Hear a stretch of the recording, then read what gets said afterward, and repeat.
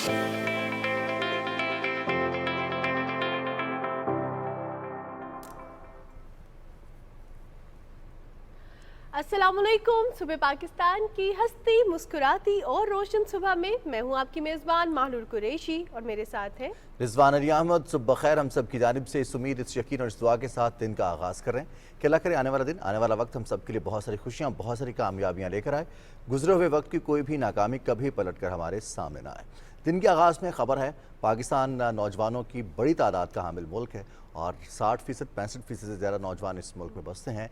इन्हीं नौजवानों के मसाइल हल करने के लिए, इनकी राह का तयन करने के लिए, नौजवानों को अपॉर्चुनिटीज़ फराहम करने के लिए नेशनल यूथ कन्वेंशन का इनेकाद किया जा रहा है और आज इसका दूसरा रोज़ है। बिल्कुल जनाब, नेशनल यूथ कन्वेंशन के हवाले से आपको बताते हैं कि बड़ी तादाद में नौजवानों ने इसमें शिरकत की है। ख़ास तौर पर यूनिवर्सिटी स्टूडेंट्स ने बड़ी तादाद में शिरकत की है और आज एक बहुत अहम दिन भी है नेशनल यूथ कन्वेंशन का, क्योंकि आज वज़ीर आज़म मोहम्मद शहबाज शरीफ और army chief Syed Asim Munir youth convention में बतौर मेहमान शिरकत करेंगे। और ख़ास तौर पे हम देखते हैं कि शिरकत के साथ साथ जो पाकिस्तान की स्ट्रैटेजिक लोकेशन है, पाकिस्तान के मसाइल हैं, यूथ के जो सवालात हैं उनके जवाब देंगे। और ये यूथ कन्वेंशंस पाकिस्तानी यूथ को एम्पावर करने के लिए, पाकिस्तानी यूथ को सुनने के लिए, उनके मसाइल सुनने के लिए, उनको पाथवे फराहम करने के लिए ऐसा प्लेटफॉर्म फराहम किया गया है जहाँ पे तमाम यूनिवर्सिटीज़, चाहे वो पब्लिक यूनिवर्सिटीज़ हों चाहे वो प्राइवेट यूनिवर्सिटीज़ हों, उनकी यूथ मिलकर बैठे, अपने मसाइल शेयर करें, अपॉर्चुनिटीज़ एक दूसरे के साथ शेयर करें, वे आउट शेयर करें। And it's a very good initiative. जहाँ पे हम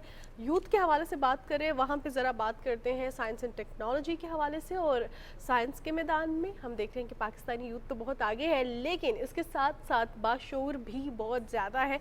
हम देखते हैं कि जो सोशल मीडिया प्लेटफॉर्म हम यूज़ करते हैं, चाहे वो फेसबुक हो, चाहे वो इंस्टाग्राम हो, चाहे वो व्हाट्सएप हो, मेटा के बारे में पाकिस्तानी यूथ की जो इन्फॉर्मेशन है और ख़ास तौर पे जो मसाइल है उसके हवाले से भी youth is very much active about that. उसके हवाले से आवाज़ भी उठा रही है। और 5 रुकनी मेटा की टीम है। आज वज़ीर आज़म मोहम्मद शहबाज शरीफ से जो है उनकी मुलाकात होगी और आप स्क्रीन पर देख रही हैं मुलाकात हो गई है। और मुलाकात जो थी उसमें मेटा के हवाले से जो अपॉर्चुनिटीज़ है, मेटा की क्या स्ट्रैटेजीज़ है, हम देखते हैं कि यहाँ पे ऑफिस होना बहुत ज़्यादा ज़रूरी है पाकिस्तान में। और इस हवाले से यूथ बहुत आवाज़ उठा रही है, ख़वातीन बहुत आवाज़ उठा रही हैं, डिफरेंट ऑर्गेनाइजेशंस बहुत ज़्यादा आवाज़ उठा रही हैं कि जब पाकिस्तान के अंदर इनके हेड ऑफिस होंगे तब पाकिस्तान में IT का फ़रोग भी बहुत ज़्यादा होगा। लेकिन इसके साथ साथ IT के फ़रोग के साथ साथ जो हमारे मुल्क की कंडीशंस हैं, जो हमारे मुल्क के मसाइल हैं, जो हमारे यूथ के मसाइल हैं, जो यूज़र्स के मसाइल हैं, वो भी फ़ौरन जो है हल हो सकेंगे। मेटा के 5 रुकनी वफ़द ने वज़ीर-ए-आज़म मोहम्मद शहबाज शरीफ से मुलाकात की और इस मुलाकात में मेटा के साथ मिलकर काम करने के हवाले से, पाकिस्तान में मेटा के हवाले से जो मसाइल हैं उनको हल करने के हवाले से वज़ीर-ए-आज़म ने हिदायत भी की है। वज़ीर-ए-आज़म मोहम्मद शहबाज शरीफ ने मेटा के 5 रुकनी वफ़द को ये भी आगाह किया कि पाकिस्तान ने डिजिटल तरक्की के लिए और मुख्तलिफ़ फील्ड्स में आर्टिफिशियल इंटेलिजेंस के फ़रोग के लिए एक ख़तीर बजट भी मुख्तस किया है, जो कि पाकिस्तान के इस अज़्म का अयादा करता है कि पाकिस्तान डिजिटलाइजेशन में आगे बढ़ना चाहता है और उसके लिए मेटा के साथ ताउन जारी रहेगा। आगे बढ़ते हैं और कुछ बात करेंगे हम मौसम की। मौसम ऐसा है कि रोज़ सुबह बारिश हो रही है, दोपहर में, शाम में पाकिस्तान के तूलो अर्ज़ में बारिशों की खबरें आ रही हैं और अगस्त पे अब ये जो स्पेल हैं इनकी शिद्दत में भी इजाफा हुआ है। बारिशें कई फ़ीसद ज़्यादा हो रही हैं, जिसकी वजह से मुख्तलिफ़ इलाकों में सैलाबी सूरत हाल, वो अर्बन फ्लडिंग हो या फिर किसी हद तक हम ये देख रहे हैं कि पाकिस्तान के जो रिजर्वायर्स हैं, वाटर रिजर्वायर्स तरबेला या फिर मंगला, वहाँ पर पानी की सतह में इजाफा हुआ है, जिसके बाद ग्लेशियर्स के पिघलने की वजह से भी नदी नालों में और दरियाओं में तुग़यानी का सामना है। बिल्कुल जनाब। और मानसून वेदर के हवाले से जहाँ हम बात कर रहे हैं, मानसून के डिफरेंट स्पेल्स के हवाले से हम आपको आगाह करते रहते हैं सुबह पाकिस्तान में। तो ज़रा आप नेक्स्ट स्पेल के हवाले से बात करते हैं। जो गुज़श्ता स्पेल था उसने तो आज ख़त्म होना था। नेक्स्ट स्पेल के हवाले से कहा जा रहा है कि 25, 26 या 27 अगस्त को कराची और सिंध में बारिशों का और जो मानसून का एक नया सिस्टम दाखिल होगा और जिसके बायस जो है मुल्क भर में बारिशों और ख़ास तौर पे दरियाओं में सैलाबी सूरत हाल के इम्कानात हैं। इसके साथ साथ हम देख रहे हैं कि फ़्लड की जो सिचुएशन है, कल भी हमने प्रोग्राम में इस हवाले से बात की कि बलूचिस्तान और सिंध जो है वो वल्नरेबल है, रिस्क पे हैं। लेकिन फ्लड की सिचुएशन के साथ साथ पाकिस्तान के जो इदारे हैं वो मुतहरिक भी हैं, वो मिलकर काम भी कर रहे हैं। कल भी एक बड़ी प्यारी सी वीडियो हमने आपके साथ शेयर की थी जिसमें रेस्क्यू किया जा रहा था। इसी तरह आवाम को रेस्क्यू भी किया जा रहा है, उनको अपडेट भी किया जा रहा है, उनको अवेयर भी किया जा रहा है, ना सिर्फ बारिश के हवाले से बल्कि पाकिस्तान में ऐसी लेटेस्ट टेक्नोलॉजी मौजूद है जो कि बिजली के चमकने के کے حوالے سے بھی پہلے ہی اپڈیٹ کر دیتی ہے تاکہ ہم اس کے حوالے سے پہلے سے ہی پرومپٹ ایکشن لے لیں. آج ہم بات کریں گے فلڈز کے حوالے سے اور رسک فیکٹر پہ کون کون سے ایریاز ہیں پاکستان کے, یہ جاننا بہت زیادہ ضروری ہے کیونکہ ہم اسی کے اکارڈنگلی ریلیف آپریشنز کرتے ہیں. ہمیں جوائن کیا احمد کمال صاحب نے, جو کہ چیئرمین ہے فیڈرل فلڈ کمیشن کے, چیف انجینئرنگ ایڈوائزر ہیں وزارت آبی وسائل حکومت پاکستان میں. احمد کمال صاحب, پروگرام میں آپ کو کچھ آمدید کہتے ہیں. شکریہ آپ نے وقت نکالا. موسم کی صورتحال کے حوالے سے ہم بات کرتے ہیں, بلکہ ہر بندہ ہی آج کل بات کر رہا ہے کیونکہ جو سچویشن ہے نہ صرف اربن ایریاز میں, رورل ایریاز میں بھی, اور ہم دیکھ رہے ہیں کہ فلڈ پرون کچھ ایریاز ہیں. تو اب یہ جو آنے والے سپیل ہے اس میں فلڈ پرون ایریاز کون سے ہیں؟ بسم اللہ الرحمن الرحیم. جی, پاکستان ٹیلی ویژن کا شکریہ, انہوں نے مجھے بات کرنے کا موقع دیا. ابھی آپ نے جیسے خود اپنے پروگرام میں بتایا کہ 25 سے آنورڈ ایک دوسرا سپیل بھی ایکسپیکٹڈ ہے. اس میں ہمارے جو اربن سینٹرز ہیں, خاص کر کے نارتھ ویسٹرن کے بلوچستان کے ایریے اور پھر سندھ کا ایریا, وہ سب سے زیادہ اس میں ہٹ ہونے کے چانسز ہیں. میں اپنے پچھلے پروگرام میں ایک بات آپ کے ساتھ کر کے گیا تھا کہ مونسون کا سب سے امپورٹنٹ اسپیکٹ یہ ہے کہ اس کا ٹریک کیا ہوتا ہے, وہ کس طرف جاتا ہے. اگر ہم نے اس کے ٹریک کو صحیح طریقے سے میئر کر لیا تو اس کے رخ کے مطابق نیکسٹ 24 آورز میں جو بھی سچویشن ہے وہ بیفور ٹائم پتہ چل جاتی ہے. اس دفعہ اب تک کی صورتحال میں سمجھتا ہوں کہ مور اور لیس اسیسمنٹ ٹھیک جا رہی ہے. ہماری مونسون اس وقت جولائی میں تو بہت کم ہوئی, لیکن اگست میں اچھی مونسون ہوئی ہے. تقریباً 38% ابو نارمل مونسون ہم لے چکے ہیں. فورکاسٹ یہی تھی کہ 40 سے 45%. ہمارے ڈیمز جو ہیں, خاص کر کے تربیلا ڈیم کا فل ہو جانا ہمارے لیے ایک بہت بڑا فیکٹر ہوتا ہے, جس کو کہ ہم ایگریکلچر پوائنٹ آف ویو سے بہت زیادہ سمجھتے ہیں کہ اس کے بھرنے سے پوری ہماری کنٹری کا جو نیکسٹ سیزن ہوگا اس میں پانی اویلیبل ہوگا. وہ الحمدللہ 19 اگست کو فل ہو چکا ہے, اب بھی فل ہے. اس وقت بھی 17% ہمارے ڈیمز کی اسٹوریج موجود ہے جو ہم فل کر سکتے ہیں. سچویشن جہاں تک منگلا کی ہے, منگلا کے اوپر فلوز اس وقت کم ہے, اور اگر یہ فلوز تھوڑے سے بڑھ گئے تو ہمیں ایکسپیکٹ کرنا چاہیے کہ ہم منگلا کو بھی انشاءاللہ فل کریں گے. اس وقت سچویشن میں کہوں گا کہ 50-50 ہے. ایک چیز اور بھی دیکھنے والوں کے لیے میں چاہوں گا کہ بتاؤں, پچھلی ایک ہفتہ پہلے جب ہم پروگرام میں بیٹھے تھے تو اس وقت اپ اسٹریم کے اوپر تقریباً 6 سے 8 ڈگری ٹیمپریچر زیادہ تھا, اور جس کی وجہ سے انفلوز تربیلا کے اوپر بہت آ رہے تھے. آج کی سچویشن یہ ہے کہ پچھلے 3 دن سے 7.8, 6.2, 5.3 اس حساب سے ٹیمپریچر گر رہا ہے. اور جب ٹیمپریچر گر رہا ہے تو اس کی مین وجہ یہ ہے کہ میڈیٹرینین سے جو سرد ہوائیں یا جن کو ویسٹرلی ویوز کہتے ہیں وہ آتی ہیں, تو ان کا امپیکٹ ہوتا ہے اور وہ کولنگ امپیکٹ دیتی ہیں. اس کی وجہ سے ہمارا جو انفلوز ہیں تربیلا کے اوپر وہ گریجولی گر رہے ہیں. اس وقت 2,65,000 کے قریب وہاں پہ انفلو ہے. یہ ایک ہفتہ پہلے تقریباً 3.5 لاکھ سے بھی زیادہ تھا. تو یہ وہ چیزیں ہیں جو کہ فیوچر میں ہمیں تھوڑا سا یہ بھی حوصلہ دیتی ہیں کہ اگرچہ ہمارا ڈیم فل ہے اور پیچھے سے اب کی تک کی فورکاسٹ کے مطابق اتنا میجر امپیکٹ پانی کا تربیلا کے اوپر نہیں آئے گا. کل میری اس سلسلے میں محکمہ موسمیات کے جو مین فورکاسٹنگ سینٹر ہے لاہور میں, ان سے بھی بات ہوئی. انہوں نے یہ بڑا کیٹیگوریکلی بات کی کہ ہمارے دریائی نظام میں میڈیم فلڈ تو ہو سکتا ہے, لیکن انشاءاللہ العزیز ہائی یا ویری ہائی فلڈ کی سچویشن کہیں پہ بھی نہیں ہوگی. اس وقت صرف انڈس فلڈ کے اندر ہے اور 2 جگہ کے اوپر وہ میڈیم میں, باقی جگہوں کے اوپر وہ لو میں ہے. ریسٹ آف دا ریور ہمارے بالکل کول ہیں, کام ہیں. کسی جگہ پہ انکلوڈنگ چناب, راوی, ستلج, انڈین سائڈ سے کسی قسم کے پانی کی کوئی ایسی آمد نہیں ہے جس کی وجہ سے ہم کہیں کہ ہمارے کنسرنز ریز ہوں. ان کے تینوں ڈیمز جو کہ ستلج, راوی اور بیاس میں ہیں وہ 26% سے لے کے 53-54% تک اس وقت فل ہیں. بہترین کوشن ان کے اندر موجود ہے, اور خدا نہ خواستہ اگر وہاں پہ بہت انسرٹن قسم کا رین فال بھی ہوتا ہے تو بھی ہمارے پاس کوشن موجود ہے.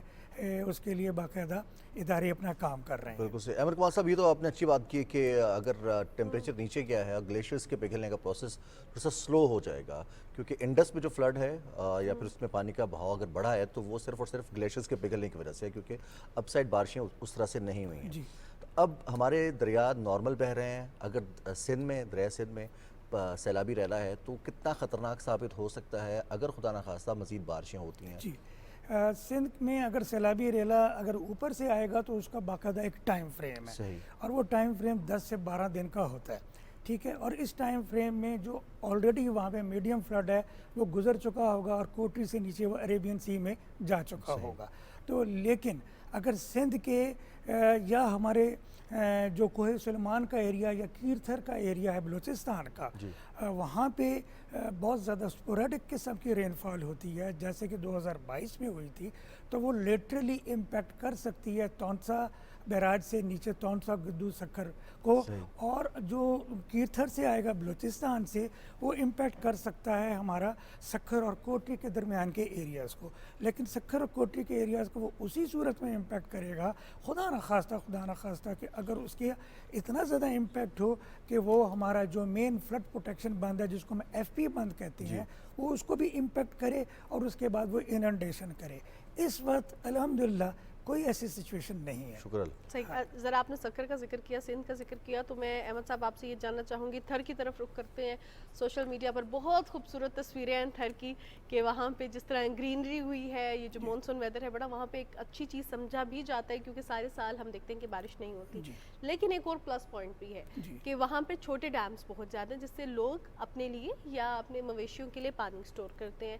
اب ایسے ایریاز میں جہاں پہ ہم دیکھتے ہیں کہ ڈیزرٹ ہے، تو کیا یہاں پہ فلڈ کے اب چانسز تو نہیں ہے؟ تھر کے حوالے سے بات کریں یا چولستان کے حوالے سے بات اگر کریں، یہاں پہ رین ہوگی تو وہ رین بہت ہی زیادہ ہیلدی ہوگی اس علاقے کی فیوچر کی بایو ڈائیورسٹی کو پروموٹ کرنے کے لیے، لیکن وہاں پہ فلڈنگ کے چانسز نہیں ہوں گے. جی. اور دوسری جو بھی آپ نے بات کی کہ وہاں پہ چھوٹے انہوں نے ویلس بنائی ہیں یا ڈیمس بنائی ہیں، اس چیز کو پروموٹ کیا جا رہا ہے، اور اس چیز کو پروموٹ کیا جا رہا ہے through rain water harvesting techniques. اور جیسے میں ایک دو دفعہ پہلے بھی ذکر کر چکا ہوں، ہمیں لانگ ٹرم پہ تو یقیناً اپنی نیشن کی ریکوائرمنٹ کے لیے بڑے ڈیمز کی ضرورت ہے اور اس پہ کام بھی ہو رہا ہے. لیکن جہاں جہاں پہ پانی جنریٹ ہوتا ہے فوری طور پہ، جیسے فلڈ کے اندر یا رین میں ہو جاتا ہے، اگر اس کو ہم اس قسم کی ٹیکنیکس کے ذریعے سٹور کر سکتے ہیں تو وہ لوکلائزڈ طریقے سے لوگ پھر اس کو زمین سے نکالتے ہیں، یوز کرتے ہیں، اپنے مال مویشی کے ان کے کام آتا ہے. اور پھر یہ کہ سب سے بڑی چیز یہ ہے گلوبلی کلائمیٹ کی وجہ سے کانفلکٹس بھی آ رہے ہیں اور لوگوں کی مائیگریشن بھی ہو رہی ہے. ہم نے اپنی کنٹری کو ایک ہارمونیس طریقے کے ساتھ انٹیکٹ رکھنے کے لیے انشور کرنا ہے کہ اس قسم کے کانفلکٹ پیدا نہ ہوں، مائیگریشن نہ ہو، اور اگر کسی جگہ پہ پانی کی سچویشن ایسی نہیں بھی ہے تو وہاں پہ پانی کو پہنچایا جا سکے so that we as a nation grow, تاکہ مثلا کہ ونس دیٹ از ڈن تو اس کے بعد سب سے بڑی امپورٹنٹ چیز یہ ہوگی کہ جو کامن مین ہے، کامن مین کی زندگی میں اگر یہ اطمینان آنا شروع ہو گیا تو اس کے بعد آٹومیٹکلی ہماری اکنامک ایکٹیویٹیز اور ساری وہ خود بخود پروگریس کریں گی. بالکل. اور اچھا احمد صاحب تھوڑا سا ہم بات کریں گے 2022 میں جو سکھر کے حوالے سے یا پھر ہم دیکھتے ہیں کہ بلوچستان کے جو ایریاز متاثر ہوئے وہاں پر اصل پرابلم یہ تھا کہ بارشوں کے بعد نکاسی کے لیے جو نظام تھا یا پانی کی نکاسی اس لیے مشکل تھی کہ جہاں پانی موجود تھا وہ نیچے تھا اور جو نکاسی کے ہمارے ذرائع ہیں وہ اوپر تھے. تو یہ ڈفرینس تھا. اب اس کے حوالے سے بھی کچھ پروسیس کیا گیا ہے کہ اس سے کیسے نمٹنا ہے، کیونکہ بارشیں زیادہ ہو رہی ہیں اس کی وجہ سے ایک دم پانی آ جاتا ہے اور فلیش فلڈنگ ہو جاتی ہے. بلوچستان کا جو ایریا ہے وہاں پہ بیسکلی وہ بیرن ایریا زیادہ، وہاں پہ سبزہ کم ہے، اور جس وقت وہاں پہ برسات ہوتی ہے وہ شارٹ ڈیوریشن اور ہیوی انٹینسٹی کی رین ہوتی ہے، جس میں دوسرے لفظوں میں کہہ لیں کہ جو قطرہ یا اوپر سے چھینٹا گرتا ہے وہ بڑے سائز کا ہوتا ہے اور وہ بہت فاسٹ ہوتا ہے جس کا ڈیمیج پوٹینشیل زیادہ ہوتا ہے. اور پھر یہ کہ وہاں پہ انڈیولیٹنگ سارٹ آف زمین ہے، جہاں پہ وہ گرے گا وہاں پہ وہ نہ صرف یہ کہ لینڈ سلائڈنگ کو پروموٹ کرتا ہے بلکہ وہاں کی جو سوائل فارمیشن ہے وہ سوائل فارمیشن ایسی ہے کہ وہ بہت جلدی کنورٹ کرتی ہے فلو کے پیسیج کے اندر. تو ہم ہل ٹورنٹس کی اور شارٹ سمال ڈیمز بنانے کی وہاں پہ اشد ضرورت ہے. تقریباً 200 سمال ڈیمز کا ایک پروجیکٹ فیڈرل گورنمنٹ کی مدد سے بلوچستان گورنمنٹ آلریڈی بنا بھی رہی ہے, اس میں سے کچھ بن چکے ہیں. ایک نیا پروگرام بھی گورنمنٹ کے پاس ابھی بھیجا گیا ہے جس کے تحت بلوچستان میں خصوصی طور پہ اور پنجاب میں خصوصی طور پہ ہل ٹورنٹس کو ایڈریس کرنا ہے. اور یہ جو بھی آپ نے بات کی کہ فوری طور کے اوپر نقصان ہو جاتا ہے ڈپریشنز کے ایریا میں, یہ وہ ایریا ہیں جس کے لیے میں بارہا یہ کہہ چکا ہوں کہ ہمیں ایک تو لینڈ یوز پلاننگ لازماً کرنی چاہیے. گورنمنٹ کو اس کے اوپر فوری طور کے اوپر کوئی ایکشن لے کے لازمی قرار دیا جائے کہ جہاں پہ بھی کوئی اسٹرکچر بنے گا وہاں کے لیے multi hazard vulnerability and risk assessment جو کہ این ڈی ایم میں نے باقاعدہ اس کے اوپر گائیڈ لائنس ایشو کی ہوئی ہیں وہ کی جائے.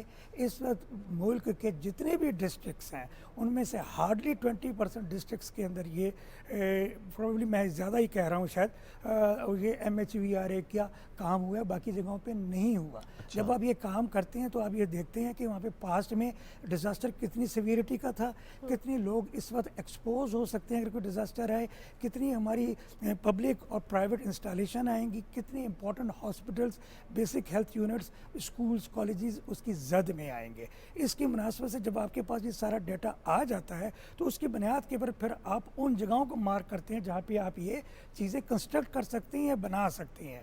میں ایک دفعہ پھر اس کے لیے ریکویسٹ کروں گا کہ اس کی ٹاپ پرائرٹی کی ضرورت ہے, اور جب تک ہم یہ نہیں کریں گے بار بار یہ سچویشن ہم فیس کریں گے. صحیح. احمد کمال صاحب, اب میں آپ سے یہ بات بھی جاننا چاہوں گی کیونکہ ہم بات کر رہے ہیں کہ بہت سی چیزیں ہونی چاہیے, بہت سے اقدامات کیے بھی جا رہے ہیں, بہت بہتری بھی آئی, لیکن ایسا نہیں ہے کہ بارش بہت کم ہوئی اس دفعہ ایز کمپیئر ٹو 2022 یا ایز کمپیئر ٹو 2014 یا 12. اب کہا یہ جا رہا ہے کہ اس دفعہ 40% زیادہ ہوئی ہیں. کیا اقدامات ایسے تھے جو کہ کیے گئے ان 2 ایئرس تاکہ سیلابی صورتحال جو 2022 میں بنی تھی وہ نہ بنے؟ ان اقدامات کے حوالے سے بتائیے گا کہ جو بیسکلی کچھ, اور یہ سارے صرف حکومت کے لیول پہ نہیں, کمیونٹی لیول پہ بھی کچھ اقدامات ہوتے ہیں جو کہ ضروری ہوتے ہیں, اور وہاں پہ ہماری اپنی نیگلیجنس ہوتی ہے, جہاں پہ ہم لٹرنگ کر رہے ہوتے ہیں, پراپر ڈسپوز آف نہیں کر رہے ہوتے, نالے اپنے بند کر رہے ہوتے ہیں, تو پھر جب سیویج کا سسٹم ہم بھی بہت زیادہ خراب کرتے ہیں جب حکومت بنا بھی دیتی ہے. تو یہاں کچھ ایسے اقدامات کو ہائی لائٹ کیجیے گا جو کہ اٹھائے گئے جس کی وجہ سے اس دفعہ سیلابی صورتحال وہ والی پیدا نہیں ہوئی, اور جو ہمارے دیکھنے والے ہیں, جو ہم ہیں, وہ اقدامات اپنی لائف میں انکلوڈ کریں اور وہ کریں اقدامات تاکہ آگے بھی ایسی سچویشن نہ بنے. آپ نے بہت بہترین میں سمجھتا ہوں کہ چیزوں کو اپنے سوال میں انڈیکیٹ کیا. 2022 کے بعد اور 2024 کے دونوں کا اگر موازنہ کیا جائے تو اس کا فی الحال موازنہ بنتا نہیں ہے, اور جو رین جہاں جہاں پہ بھی ہوئی ہے یا جو ہم رپورٹس میں دیکھتے ہیں وہ لوکلائزڈ ایریا میں اس کا بہت زیادہ امپیکٹ آیا ہے. ہماری پروونشل ڈیزاسٹر مینجمنٹ اتھارٹیز نے بڑا اچھا اس دفعہ رول دیا ہے کمپیئر ٹو 2022 کے. بلوچستان ڈیزاسٹر مینجمنٹ اتھارٹی کیونکہ بلوچستان میں ہی بہت زیادہ رینز ہوئیں اور اس کی وجہ سے نقصانات ہوئے, وہ خاصے متحرک ہیں. وہاں پہ بہت فاسٹ ڈی واٹرنگ کی ارینجمنٹس بھی ہوئی ہیں, وہاں پہ بہت فاسٹ این ایچ اے کے ذریعے جہاں پہ کوئی روڈ سسٹم بلاک ہوا ہے یا تباہ ہوا ہے تو وہ بھی ریسٹور ہوا ہے. 2022 کے فلڈ کے بعد این ایچ اے اور دیگر اداروں نے روڈ سسٹم کو بالکل بحال کر دیا تھا. محکمہ موسمیات نے اس پیریڈ کے درمیان میں بہترین آٹومیٹک ویدر اسٹیشنز کے ذریعے کمیونیکیشن لنکس کو زیادہ مناسب کیا تھا. آخری جو آپ نے بات انڈیکیٹ کی وہ پوائنٹ ٹو کنسیڈر ہے, یا جس کو کوشچن مارک ہم کہہ سکتے ہیں. پاسٹ میں اس پہ کام ہوتا رہا لیکن اس میں جیسے آپ نے کہا کہ خالی گورنمنٹ کا کام نہیں ہے, جو ہماری کمیونٹی ہے, جو زمین کے لوگ ہیں, جیسے ہم بھی زمین کے لوگ ہیں, ٹھیک ہے نا جی, لیکن جو فار فرنگ ایریاز میں رہتے ہیں ان کو اتنا زیادہ نالج اور اویئرنیس دے دی جائے اور ان کی چھوٹی چھوٹی ولیج لیول کے اوپر کمیٹیز ہوں, ڈیزاسٹر مینجمنٹ کمیٹیز, تاکہ جب اس قسم کی لاسٹ مائل کی انفارمیشن ان کو ملے تو دے آر ایبل ٹو کہ وہ باقی لوگوں کو بھی تیار کریں بچانے کے لیے اور اپنے مال مویشیوں کو بھی سیو کرنے کے لیے. میں یہ بڑے وثوق سے آپ کو یہ کہہ رہا ہوں کہ پچھلے 4-5-6 سالوں میں رادہ 2015-16 سے آنورڈ ہمارے مونسون کا سب سے زیادہ امپیکٹ ہمارے اربن ایریاز پہ ہے. ہمارے اربن ایریاز کو ہر لحاظ سے بیٹر ماسٹر پلاننگ کی ضرورت ہے. لاہور میں پچھلے دنوں ایک ماسٹر پلاننگ کے اوپر بڑا اچھا کام ہوا. ان لوگوں نے ہمیں بھی وزٹ کیا, اور وزٹ کرنے کے بعد کیونکہ فیڈرل فلڈ کمیشن نے اور محکمہ موسمیات نے مل کے 2001-2 کے فلڈ کے بعد جو اسلام آباد پنڈی میں آیا تھا, یہاں پہ flood forecasting and warning system لگایا تھا اسلام آباد پنڈی میں.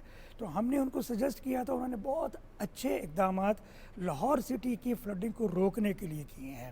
میں اس پروگرام کے توسط سے پنجاب گورنمنٹ کو ریکویسٹ کروں گا کہ وہ جو ان کو ڈاکومنٹ سبمٹ ہو چکی ہیں ان کو ایک دفعہ جائزہ لے کے اس کے اوپر جو کوئکسٹ پاسبل ٹائم میں کام شروع ہو سکتا ہے وہ کروائیں, اور اسی چیز کو ریپلیکیٹ کرنا شروع کر دیں. کراچی جیسی سٹی میں, حیدرآباد, سیالکوٹ ہمارا بڑا امپورٹنٹ شہر ہے, سیالکوٹ میں ان سارے اقدامات کو کرنے کی ضرورت ہے. ہمارا جو نیشنل فلڈ پروٹیکشن پلان 4 ہے اس میں بہت first time in the history of the country پہلے فلڈ کمیشن نے, کیونکہ اربن فلڈ مینجمنٹ ہمارے ڈومین میں نہیں آتا, اس کے باوجود ہم نے اس میں تقریباً 132 بلین روپیز کے اربن فلڈ مینجمنٹ کے پروجیکٹس اسمال, میڈیم اور لارج ہائی لائٹ کیے ہیں ملک کے 20 سٹیز میں جو کہ موسٹ ولنریبل ہیں. تو دس از ہائی ٹائم کہ ہمارے جو پروونشل گورنمنٹس ہیں اور جو واساز ہیں ان کے ساتھ یہ سارے پروجیکٹس اور یہ ساری چیزیں شیئرڈ ہیں, اس کے اوپر بھی پروجیکٹس بنائیں, آگے اس کو لے کے چلیں.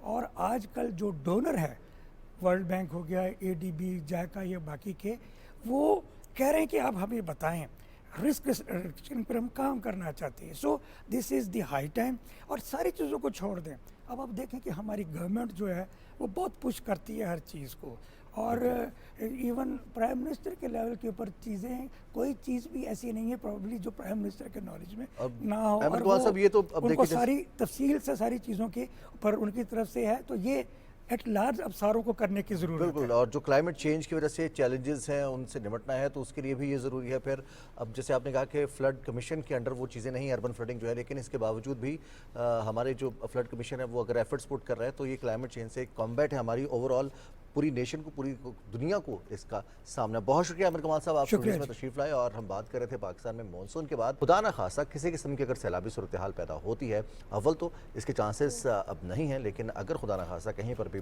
زیادہ بارشوں کی وجہ سے سیلابی صورتحال پیدا ہوتی ہے تو اس سے نمٹنے کے لیے کیا اقدامات کیے گئے ہیں.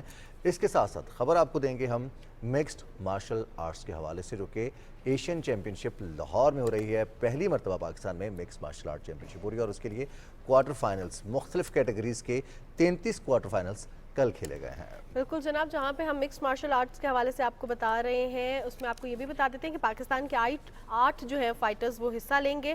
اور اس کے ساتھ ساتھ نہ صرف مکس مارشل آرٹس بلکہ اب ذرا رخ کرتے ہیں پاکستان کے ایک ایسے ایتھلیٹ کے حوالے سے جس نے پاکستان کا جو ہے نام روشن کیا ہے, گولڈ میڈل حاصل کیا ہے ورلڈ ملٹری گیمز میں. ہم بات کر رہے ہیں پاکستانی ایتھلیٹ موعد بلوچ کی, اور موعد بلوچ نے جو ہے پاکستان کے نام روشن کیا ہے, گولڈ میڈل کے وہ ریسیپینٹ ہیں. اور ایک اور چیز رضوان, دا موسٹ امپورٹنٹ تھنگ, آج 21 اگست ہے, اور 21 اگست کے حوالے سے ہم کافی دنوں سے بات کر رہے تھے, اور ہم نے تب سے بات سٹارٹ کر دی تھی جب بنگلہ دیش کی ٹیم یہاں پہ آئی بھی نہیں تھی, پریکٹس میچز ہوئے بھی نہیں تھے. آج پاکستان ورسز بنگلہ دیش پہلا ٹیسٹ میچ ہے, سیکنڈ ٹیسٹ میچ جو ہے 30 اگست کو کھیلا جائے گا. لیکن آج کچھ بارش کی سچویشن بھی ایسی ہے کہ لگ رہا ہے کہ نہیں ہوگا. یہ خیر میری اپنی پریڈکشن ہے, یا بیچ میں بارش مداخلت کرے گی, لیٹس سی آگے کیا ہوتا ہے. ویل, ٹیسٹ کرکٹ کا آغاز ہو رہا ہے ایک بریک کے بعد پاکستان میں, اور پاکستان ہوم سیریز میں میزبانی کرے گا بنگلہ دیش کی. بنگلہ دیش کی ٹیم جو کہ مشتمل ہے نوجوان کھلاڑیوں پر, ایکسپیرینس پلیئرز پر. مشتاق احمد بالنگ کوچ ہیں اور خدمات بھی حاصل ہیں. نجم الحسن شان تو قیادت کر رہے ہیں بنگلہ دیش کی. اور بات کریں گے ہم پاکستان بنگلہ دیش سیریز کے حوالے سے. شان مسعود پہلی مرتبہ ٹیسٹ ٹیم میں قیادت کر رہے ہیں, ٹیسٹ ٹیم کی قیادت کر رہے ہیں ریڈ بال کرکٹ میں, اور ہوم سیریز میں پہلی مرتبہ وہ میدان میں اترے ہیں ٹیم کو لیڈ کرتے ہوئے. کاشف مجید ہمیں جوائن کیا اسٹوڈیوز میں. کاشف السلام علیکم. وعلیکم السلام, کیسے آپ کا چہرہ بتا رہا ہے کہ آپ کا انتظار ختم ہو گیا ٹیسٹ کرکٹ. میرا بھی خیال تھا لیکن اب بارش کے انتظار کی جانب زیادہ ہماری توجہ ہے اور امید کرتے ہیں کہ کہیں نہ کہیں کرکٹ ہو جائے گی، بیکاز بڑے عرصے بعد ایک تو ہوم سیریز ہے اور پھر بڑا ہی بزی سیزن ہے پاکستان کا. میرے خیال میں 1998 کے بعد ہمیں اتنے ٹیسٹ میچ ایک سیزن میں ملے، 98-99 میں غالباً آخری مرتبہ ہمیں اتنے میچز ملے تھے. سو وہ بھی ایشین ٹیسٹ چیمپئن شپ کی وجہ سے. ایشین ٹیسٹ چیمپئن شپ تھی، پھر غالباً آسٹریلیا کے 3 ٹیسٹ تھے جس میں مارک ٹیلر کے 334 رنز بھی شامل ہے. تو وہ ایک سیریز تھی یار، وہ ایک سال تھا، یہ ایک سیزن تھا جس میں ہمیں ٹیسٹ کرکٹ ملی.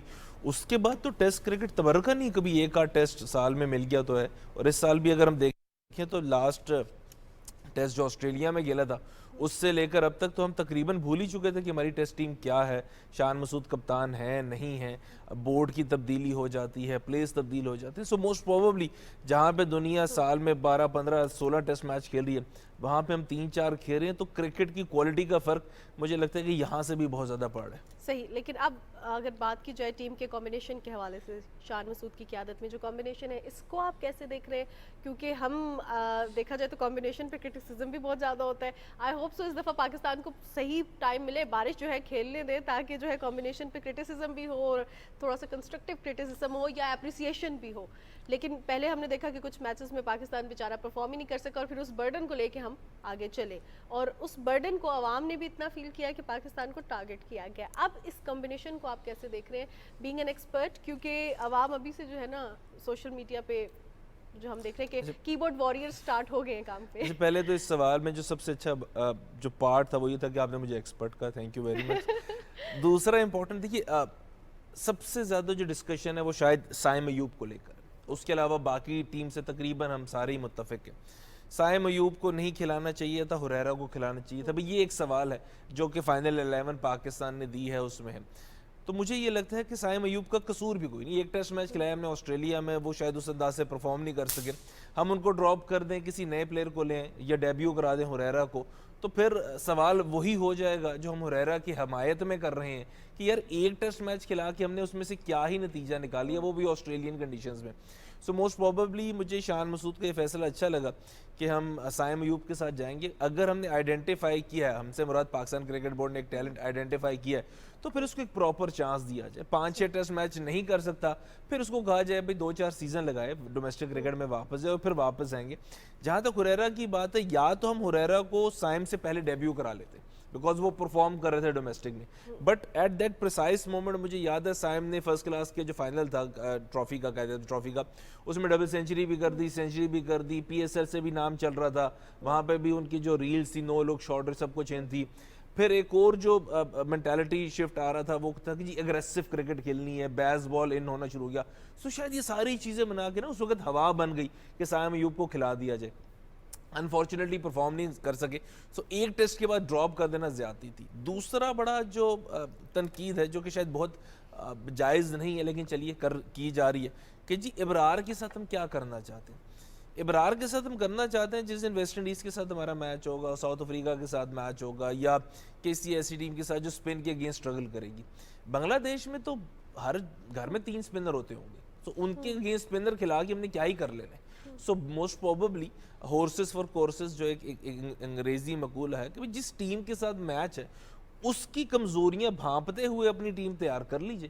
اور ہوم کنڈیشنز یہی ہوتی ہے کہ جو بھی ٹیم وہاں پہ ہے اس کو اب ٹف ٹائم دے. تو اگر بنگلہ دیش کے لیے بھی ہم نے اسپن ٹریک بنا کے اسپنر ہی کھلانے تھے تو پھر ہم پاکستان کیوں بلا رہے ہیں، وہیں جا کے کھیل لیتے کیونکہ وہ اپنی کنڈیشنز میں ایسے ہی کھیلتے.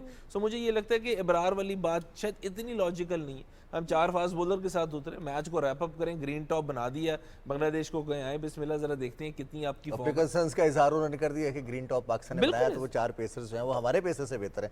بہرحال کاشف یہ بات تو درست ہے کہ سائم ایوب کی وائٹ بال کرکٹ کی پرفارمنس کو لے کر ٹیسٹ کرکٹ کو نشانہ بنایا جا رہا ہے اور ہم دیکھتے ہیں کہ ان کو وہ موقع ملنا چاہیے پرفارم کرنے کے لیے. بہرحال اب تھوڑا سا ہم آگے بڑھتے ہیں.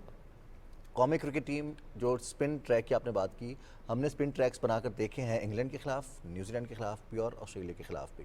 ہماری وہاں پر پرفارمنس اسپن ٹریکس میں اور پاکستان کے اسپنرز کی، اب جو اسپیشل اسپنر ہے اس کا ٹیم میں نہ ہونا کہیں نہ کہیں امپیکٹ تو کرے گا کیونکہ بنگلہ دیش کی ٹیم اسپیشل اسپنر کے ساتھ اترے گی میدان میں. دیکھیے ان کے پاس تو شکیب اگر کھیلتے ہیں تو اسپیشل اسپنر ویسے ہی ہو جائے گا جی بیکاز وہ پورے اسپنر ہیں، پورے بیٹسمین ہیں. جہاں تک پاکستان کی بات ہے موسٹ پروبیبلی ہم نے چوتھے اور پانچویں دن کو نہیں سوچا اس ٹیسٹ میچ میں اس لائن اپ کے ساتھ. ہم نے سوچا کہ پہلے 2 سے 3 دن میں ہم نے اس ٹیسٹ میچ کو نتیجہ خیز بنانے کی طرف لے جانا ہے. سو شاید یہ ایک سچویشن تھی یا ایک پاکستان کی ٹیم کے مینجمنٹ میں کے ذہن میں یہ چل رہا تھا کہ کیونکہ اس وکٹ پہ اگر اسپنر کی ضرورت پڑی بھی تو چوتھی شام میں یا چوتھی دوپہر میں یا 5ویں دن میں جا کے پڑے گی, تو اس سے پہلے ہم نے ٹیسٹ میچ کو کسی نہ کسی بننے لگا دینا. سو یہ بڑا امپورٹنٹ ہے. دوسری امپورٹنٹ چیز دیکھیے رضوان, بڑا امپورٹنٹ ہے, میں ہمیشہ یہ کہتا ہوں کہ جب ہم دوسری ٹیم کو دیکھتے ہیں صرف یہ نہ دیکھیں کہ ہماری اسٹرینتھ کیا ہے, یہ بھی دیکھا جائے کہ دوسری ٹیم کی ویکنیسز کیا ہیں. اور ہم اگر اپنے گھر میں موجود ہیں تو ہم اپنے گھر کی تزئین و آرائش ایسے کر سکتے ہیں کہ دوسری ٹیم کو ذرا مشکلات کا سامنا کرنا پڑے, اور وہ ہم نے کر دیا. راولپنڈی ہسٹوریکلی ایک گرین ٹاپ وکٹ ہوا کرتا تھا. جب سے یہ اسٹیڈیم بنا ہے, یہ گراؤنڈ بنا ہے, اپارٹ فرام PSL کے میچز بیکاز باؤنڈری چھوٹی ہے, تو یہ ہسٹوریکلی ایک ایسا گراؤنڈ تھا, یہ ایسا وینیو تھا, ایسی پچ تھی جس میں فاسٹ بولرز پرفارم کرتے تھے. وہ واپس آ رہا ہے اس کا رنگ, اور اب تو دونوں ٹیسٹ یہاں پہ ہو گئے ہیں تو اسی لیے وہ رنگ زیادہ کھل کے سامنے آئے گا. اگر بارش ہمیں الاؤ کرتی تو شاید مجھے یہ فیل آتی ہے کہ بنگلہ دیش کے ساتھ میچ ہے تو موسٹ پروبیبلی ان کے فاسٹ بولر کو اپنے فاسٹ بولر کے ساتھ مقابلہ کرا کے دیکھ لیا جائے کہ کس کے تگڑے ہیں, اور جس کے تگڑے ہیں وہ پورا ٹیسٹ میچ اور پوری سیریز جیت جائے گا. صحیح, لیکن کاشف ہم دیکھ رہے ہیں کہ بنگلہ دیش تو ابھی سے ذرا پاکستان کی ٹیم کو ایڈمائر بھی کر رہا ہے اور یہ بھی ایکسیپٹ کر رہا ہے کہ پاکستان کی ٹیم بہتر, اور خاص طور پہ اس کے ساتھ ساتھ اس چیز کو بڑا اپریشیٹ کیا گیا کہ جو حالات ہیں کرنٹ سچویشن ان بنگلہ دیش, اس میں پاکستانی ٹیم جو ہے وہ میچ ساتھ کھیل رہی ہے, بنگلہ دیش کی ٹیم ادھر آئی ہے, اور یہ ایک چیز ایسے لگ رہا ہے جیسے ایک بڑا فرینڈلی سا میچ ہوگا, کیونکہ وہ جو سمپتیز ہے پاکستانی عوام کی بنگلہ دیش کے ساتھ بھی تھوڑی سی اس وجہ سے بھی ہے کیونکہ وہ ایکسیپٹ کر رہے ہیں ہم بہتر ہیں, تو اس سے ذرا ہمارا کانفیڈنس جو ہے ایک اوپوننٹ کی طرف سے یہ سننا کہ ہماری ٹیم بہتر ہے, it's something very important. اور اس سچویشن میں جب ہم نے دیکھا کہ دیگر کھیلوں میں پاکستان جو ہے آگے بڑھ رہا ہے, لیکن کرکٹ میں ہم نے کوئی اتنی اچھی خبریں نہیں سنی in the recent past, so how do you see it? دیکھیے ایک تو بنگلہ دیش جو پاکستان کی ٹیم کو اچھا کہہ رہا ہے یا مقابلے میں آتے ہوئے بھی اس بات کا اعلان کر رہا ہے کہ پاکستان کی ٹیم نسبتاً بہتر ہے, تو میں صرف اس کے بارے میں اتنا کہوں گا کہ وہ سچ بول رہے ہیں. اس بار لگی لپٹی انہوں نے کی نہیں, وہ سچ بول رہے ہیں اور ہم یہ دیکھ رہے ہیں. اگین پاکستان کی کرکٹ ٹیم کے حوالے سے یا بنگلہ دیش کے حالات کے حوالے سے ہمارے لیے نا کوئی ایلین نہیں ہے یہ حالات. ہم جب 2009 میں T20 ورلڈ کپ جیتے تھے تو ایسے ہی حالات تھے, پاکستان میں بہت کچھ چل رہا تھا, پاکستان سے کرکٹ جا چکی تھی, پاکستان نے اپنی بہت ساری ٹیسٹ کرکٹ جو ہے وہ UAE میں جا کے کھیلی حالات کی وجہ سے. پھر ابھی اگر میں حالات, چلیے وہاں پہ تو سیاسی پہلو ہے, یہاں پہ جو پاکستان کرکٹ بورڈ میں اکھاڑ پچھاڑ پچھلے 3-4 مہینے میں رہی ہے, کسی پلیئر کو پتہ ہی نہیں تھا کہ ہمارا کپتان اگلی سیریز میں کون ہوگا, اور میں ٹیم میں ہوں ہی نہیں ہوا. اب اسی لیے شاید بنگلہ دیش کہہ بھی رہا کہ ہم اچھے ہیں, بیکاز پلیئرز تو وہی ہیں سارے, کوئی زیادہ فرق نہیں پڑا. آسٹریلیا بھی تقریباً یہی پلیئرز گئے تھے, بڑی اچھی سیریز کھیل کر آئے تھے, ابھی بھی وہی پلیئرز ہیں, ریڈ بال کرکٹ کی بات کرتے ہیں, بٹ سٹیبلٹی نام کی ایک چیز پاکستان کرکٹ میں آہستہ آہستہ آ رہی ہے. وہ جو سٹیبلٹی ہے نا, اس سے دوسری ٹیم پریشان ہو جاتی ہے کہ لو جی پاکستان کی ٹیم سٹیبل ہو گئی ہے, اب یہ صرف کرکٹ پہ فوکس کرے گی. تو جب ہم صرف کرکٹ پہ فوکس کریں گے تو موسٹ پروبیبلی ہمارا جو انٹینسٹی لیول ہے یا جو ہماری پرسنٹیج کوالٹی ہے وہ بہت زیادہ انکریز ہو جاتی ہے. سو شاید بنگلہ دیش کو اس چیز کا بھی اندازہ ہے. اور موسٹ پروبیبلی ایک اور چیز میں شان مسعود کے حوالے سے کہوں گا, بڑے عرصے بعد نا پاکستان کے پاس ایک ایسا کپتان بھی آیا ہے آسٹریلیا کی سیریز کو دیکھتے ہوئے کہ جو دوسری ٹیم کی آنکھوں میں آنکھیں ڈال کے بھی بات کر سکتا ہے کہ ہاں جی بھائی کی مسئلہ ہے. سو آسٹریلیا کی سیریز میں شان مسعود کی جو کپتانی ہے دیٹ واز ویری گڈ.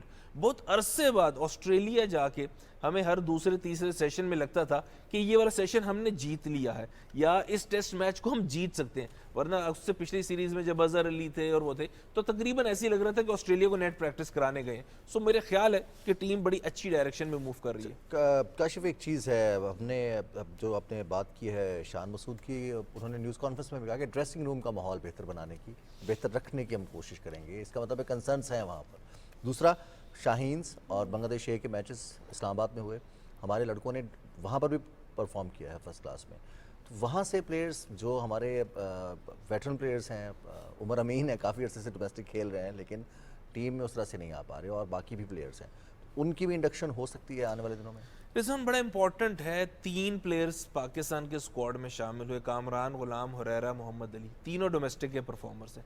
تو تھوڑی سی تو یہ کال گئی ہے PSL فرنچائزز کو کہ بھائی جو سلیکشن کرائٹیریا نا وہ آپ کے رستے سے ہو کر نہیں آئے گا, اب پاکستان کرکٹ بورڈ کی ڈومیسٹک کرکٹ سے ہو کر آئے گا, اور اللہ کرے ان تینوں میں سے کوئی پرفارم کر جائے اور بہت اچھا پرفارم کر جائے, تینوں پرفارم کریں اور تینوں پرفارم کر, جس کامران کا نام نہیں ہے پہلے اسکواڈ میں, لیکن اگر تینوں ہی پرفارم کر جاتے ہیں تو ڈومیسٹک کرکٹ کی ورتھ ایک دم بڑھ جائے گی. وہ بچہ کہ جس کو بھی صرف یہ شوق ہے کہ میں نے پی ایس ایل کھیلنا اور T20 کھیلنا ہے, اس کو اس روٹ کا بھی پتہ لگ جائے گا بھائی ایک یہ روٹ بھی ہے جو باعزت طریقے سے آپ کو پاکستان کی کرکٹ ٹیم میں لے کے جاتا ہے, کہ جہاں پہ آپ پرفارمر بن کے جاتے ہیں, اوور نائٹ سینسیشن نہیں ہو جاتے آپ, سوشل میڈیا سینسیشن نہیں ہے, ریلز پہ نہیں آپ پلیئر بن گئے, آپ ایکچوئل گراؤنڈ میں پلیئر بن کے جا رہے ہیں. تو یہ بڑا امپورٹنٹ ہوگا کہ ان تین کو پرفارم کیا جائے.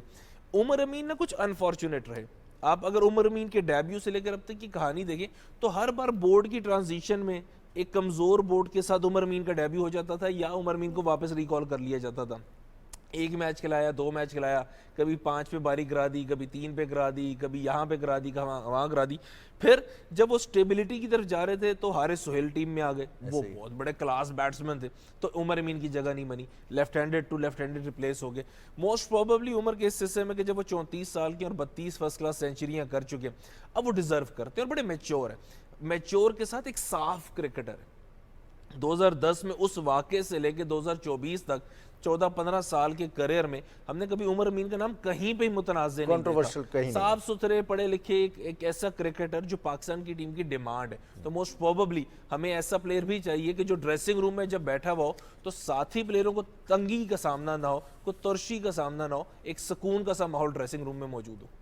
صحیح. بہت شکریہ کاشف فار یور ٹائم. اور کاشف سے ہم جان رہے تھے کہ پاکستان کی جو ٹیم کمبینیشن ہے وہ کیسا ہے, اور اس کے ساتھ ساتھ ہم امید کرتے ہیں کہ نیکسٹ ٹائم جب کاشف ہمارے ساتھ پروگرام میں ہوں تو ہم سیلیبریٹ کر رہے ہوں پاکستان کی جیت کو, اور پاکستان اچھا پرفارم کرے, کیونکہ نظریں جو ہیں ہماری اب پاکستان کی پرفارمنس پہ رہیں گی, کیونکہ اب ہمیں شاید عادت ہو گئی ہے سیلیبریٹ کرنے کی. جو ریسنٹ پاسٹ میں ہم نے اتنی زبردست چیزیں پاکستان کے اولمپکس میں پرفارمنس ہو یا پاکستان کی ہم دیگر کھیلوں میں پرفارمنس کے حوالے سے بات کریں تو ہم سیلیبریٹ کرتے آ رہے ہیں, اور انشاءاللہ ہم اپنی کرکٹ ٹیم کو بھی سیلیبریٹ کریں گے. لیکن ہم تھوڑا سا راولپنڈی کرکٹ اسٹیڈیم سے اپڈیٹ دیتے چلیں آپ کو. میچ آپ کو P T V sports H D پر براہ راست دکھایا جائے گا. Series P T V sports پر براہ راست ہوگی. کنڈیشنز اور موسم کی وجہ سے, بارش کی وجہ سے, گراؤنڈ گیلا ہونے کی وجہ سے ٹاس ڈیلیڈ ہے, لیکن اچھی خبر یہ ہے کہ وہاں پر اب سورج نکل رہا ہے اور آسمان صاف ہو رہا ہے, جس کے بعد ایکسپیکٹ یہ کیا جا رہا ہے کہ کچھ ہی دیر میں ٹاس بھی ہو جائے گا اور ٹیمز بھی میدان میں اتریں گی, لائیو ایکشن شروع ہو جائے گا. بالکل جناب, 10 بجے میچ کا آغاز ہوگا, آپ لائیو بھی دیکھ سکیں گے, ساتھ میں ہم بھی آپ کو اپڈیٹ کرتے رہیں گے.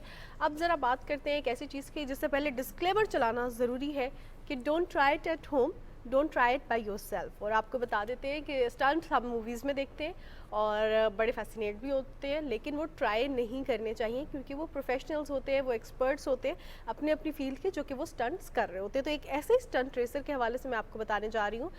برٹش اسٹنٹ ریسر ہیں جنہوں نے کیا کیا ہے کہ چلتی موٹر سائیکل پر اسکیئنگ کا نیا ریکٹ قائم کیا ہے. اور آپ کو یہ بتا دیں کہ یہ جو موٹر سائیکل تھی وہ 206.72 کلومیٹر فی گھنٹہ کی رفتار سے چل رہی تھی, اور اس کو پکڑ کر اسکیئنگ کر کے تیز رفتار اسکیئنگ کا ریکارڈ جو ہے وہ قائم کیا گیا. It's very scary as well. Johnny Davis ان کا نام ہے, اور جونی ڈیوس نے یہ کارنامہ سر انجام دیا ہے.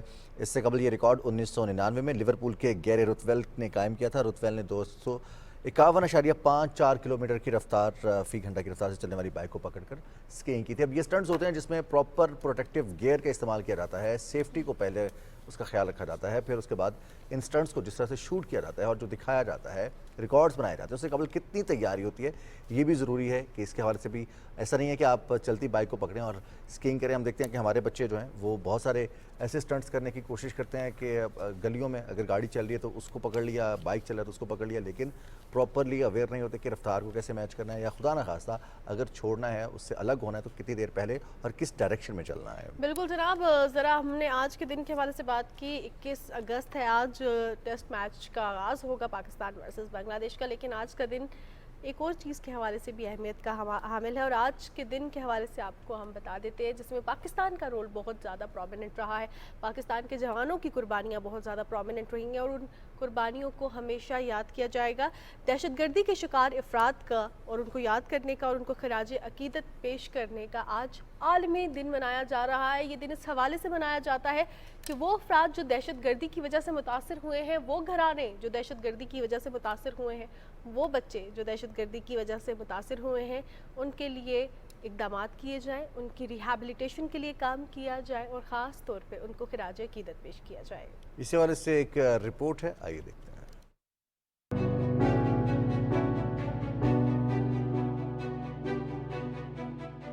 دنیا کے مختلف ممالک جنگوں اور تنازعات کے ساتھ دہشت گردی کا بھی شکار ہیں, جو انسانی جانوں کے ضیاع, انفراسٹرکچر کی تباہی سمیت بڑے سماجی اور معاشرتی نقصانات کا باعث بن رہی ہیں. آج پاکستان سمیت دنیا بھر میں دہشت گردی کے متاثرین کو یاد کرنے اور خراج عقیدت پیش کرنے کا عالمی دن منایا جا رہا ہے. یہ دنیا بھر میں اکثریت پسندی سے زخمی, ہلاک اور متاثر ہونے والوں کی عزت, حمایت اور مدد کے لیے منایا جاتا ہے. دہشت گردی کے شکار افراد کو معاشرے میں طویل مدتی جسمانی, نفسیاتی, سماجی اور مالی مدد درکار ہوتی ہے. یہ دن منانے کا مقصد بھی یہی ہے کہ دہشت گرد حملے کے بعد اس کے متاثرین کو نظر انداز نہ کیا جائے. پاکستان نے دہشت گردی کے خلاف جنگ میں بھاری قیمت ادا کی. 80,000 سے زائد شہادتوں کے علاوہ ملکی معیشت کو 150 ارب ڈالر سے زیادہ کا نقصان ہوا. لیکن پھر بھی قانون نافذ کرنے والے ادارے دہشت گردی سے نمٹنے کے لیے پرعزم ہیں. مقبوضہ کشمیر, فلسطین اور مشرق وسطیٰ سمیت افریقہ کے کئی ممالک دہشت گردی کا شکار ہیں اور متاثرین کو بحالی کے لیے مکمل امداد بھی میسر نہیں. اقوام متحدہ کے سربراہ نے واضح پیغام دیا ہے کہ جن کی زندگیاں دہشت گرد حملوں کے نتیجے میں ہمیشہ کے لیے تبدیل ہو گئی ہیں, ان متاثرین کی مدد کرنے اور ان کے خاندانوں کا ساتھ دینے کی ضرورت ہے تاکہ ایسے افراد مستقبل میں محتاجی کی زندگی سے باہر نکل سکیں.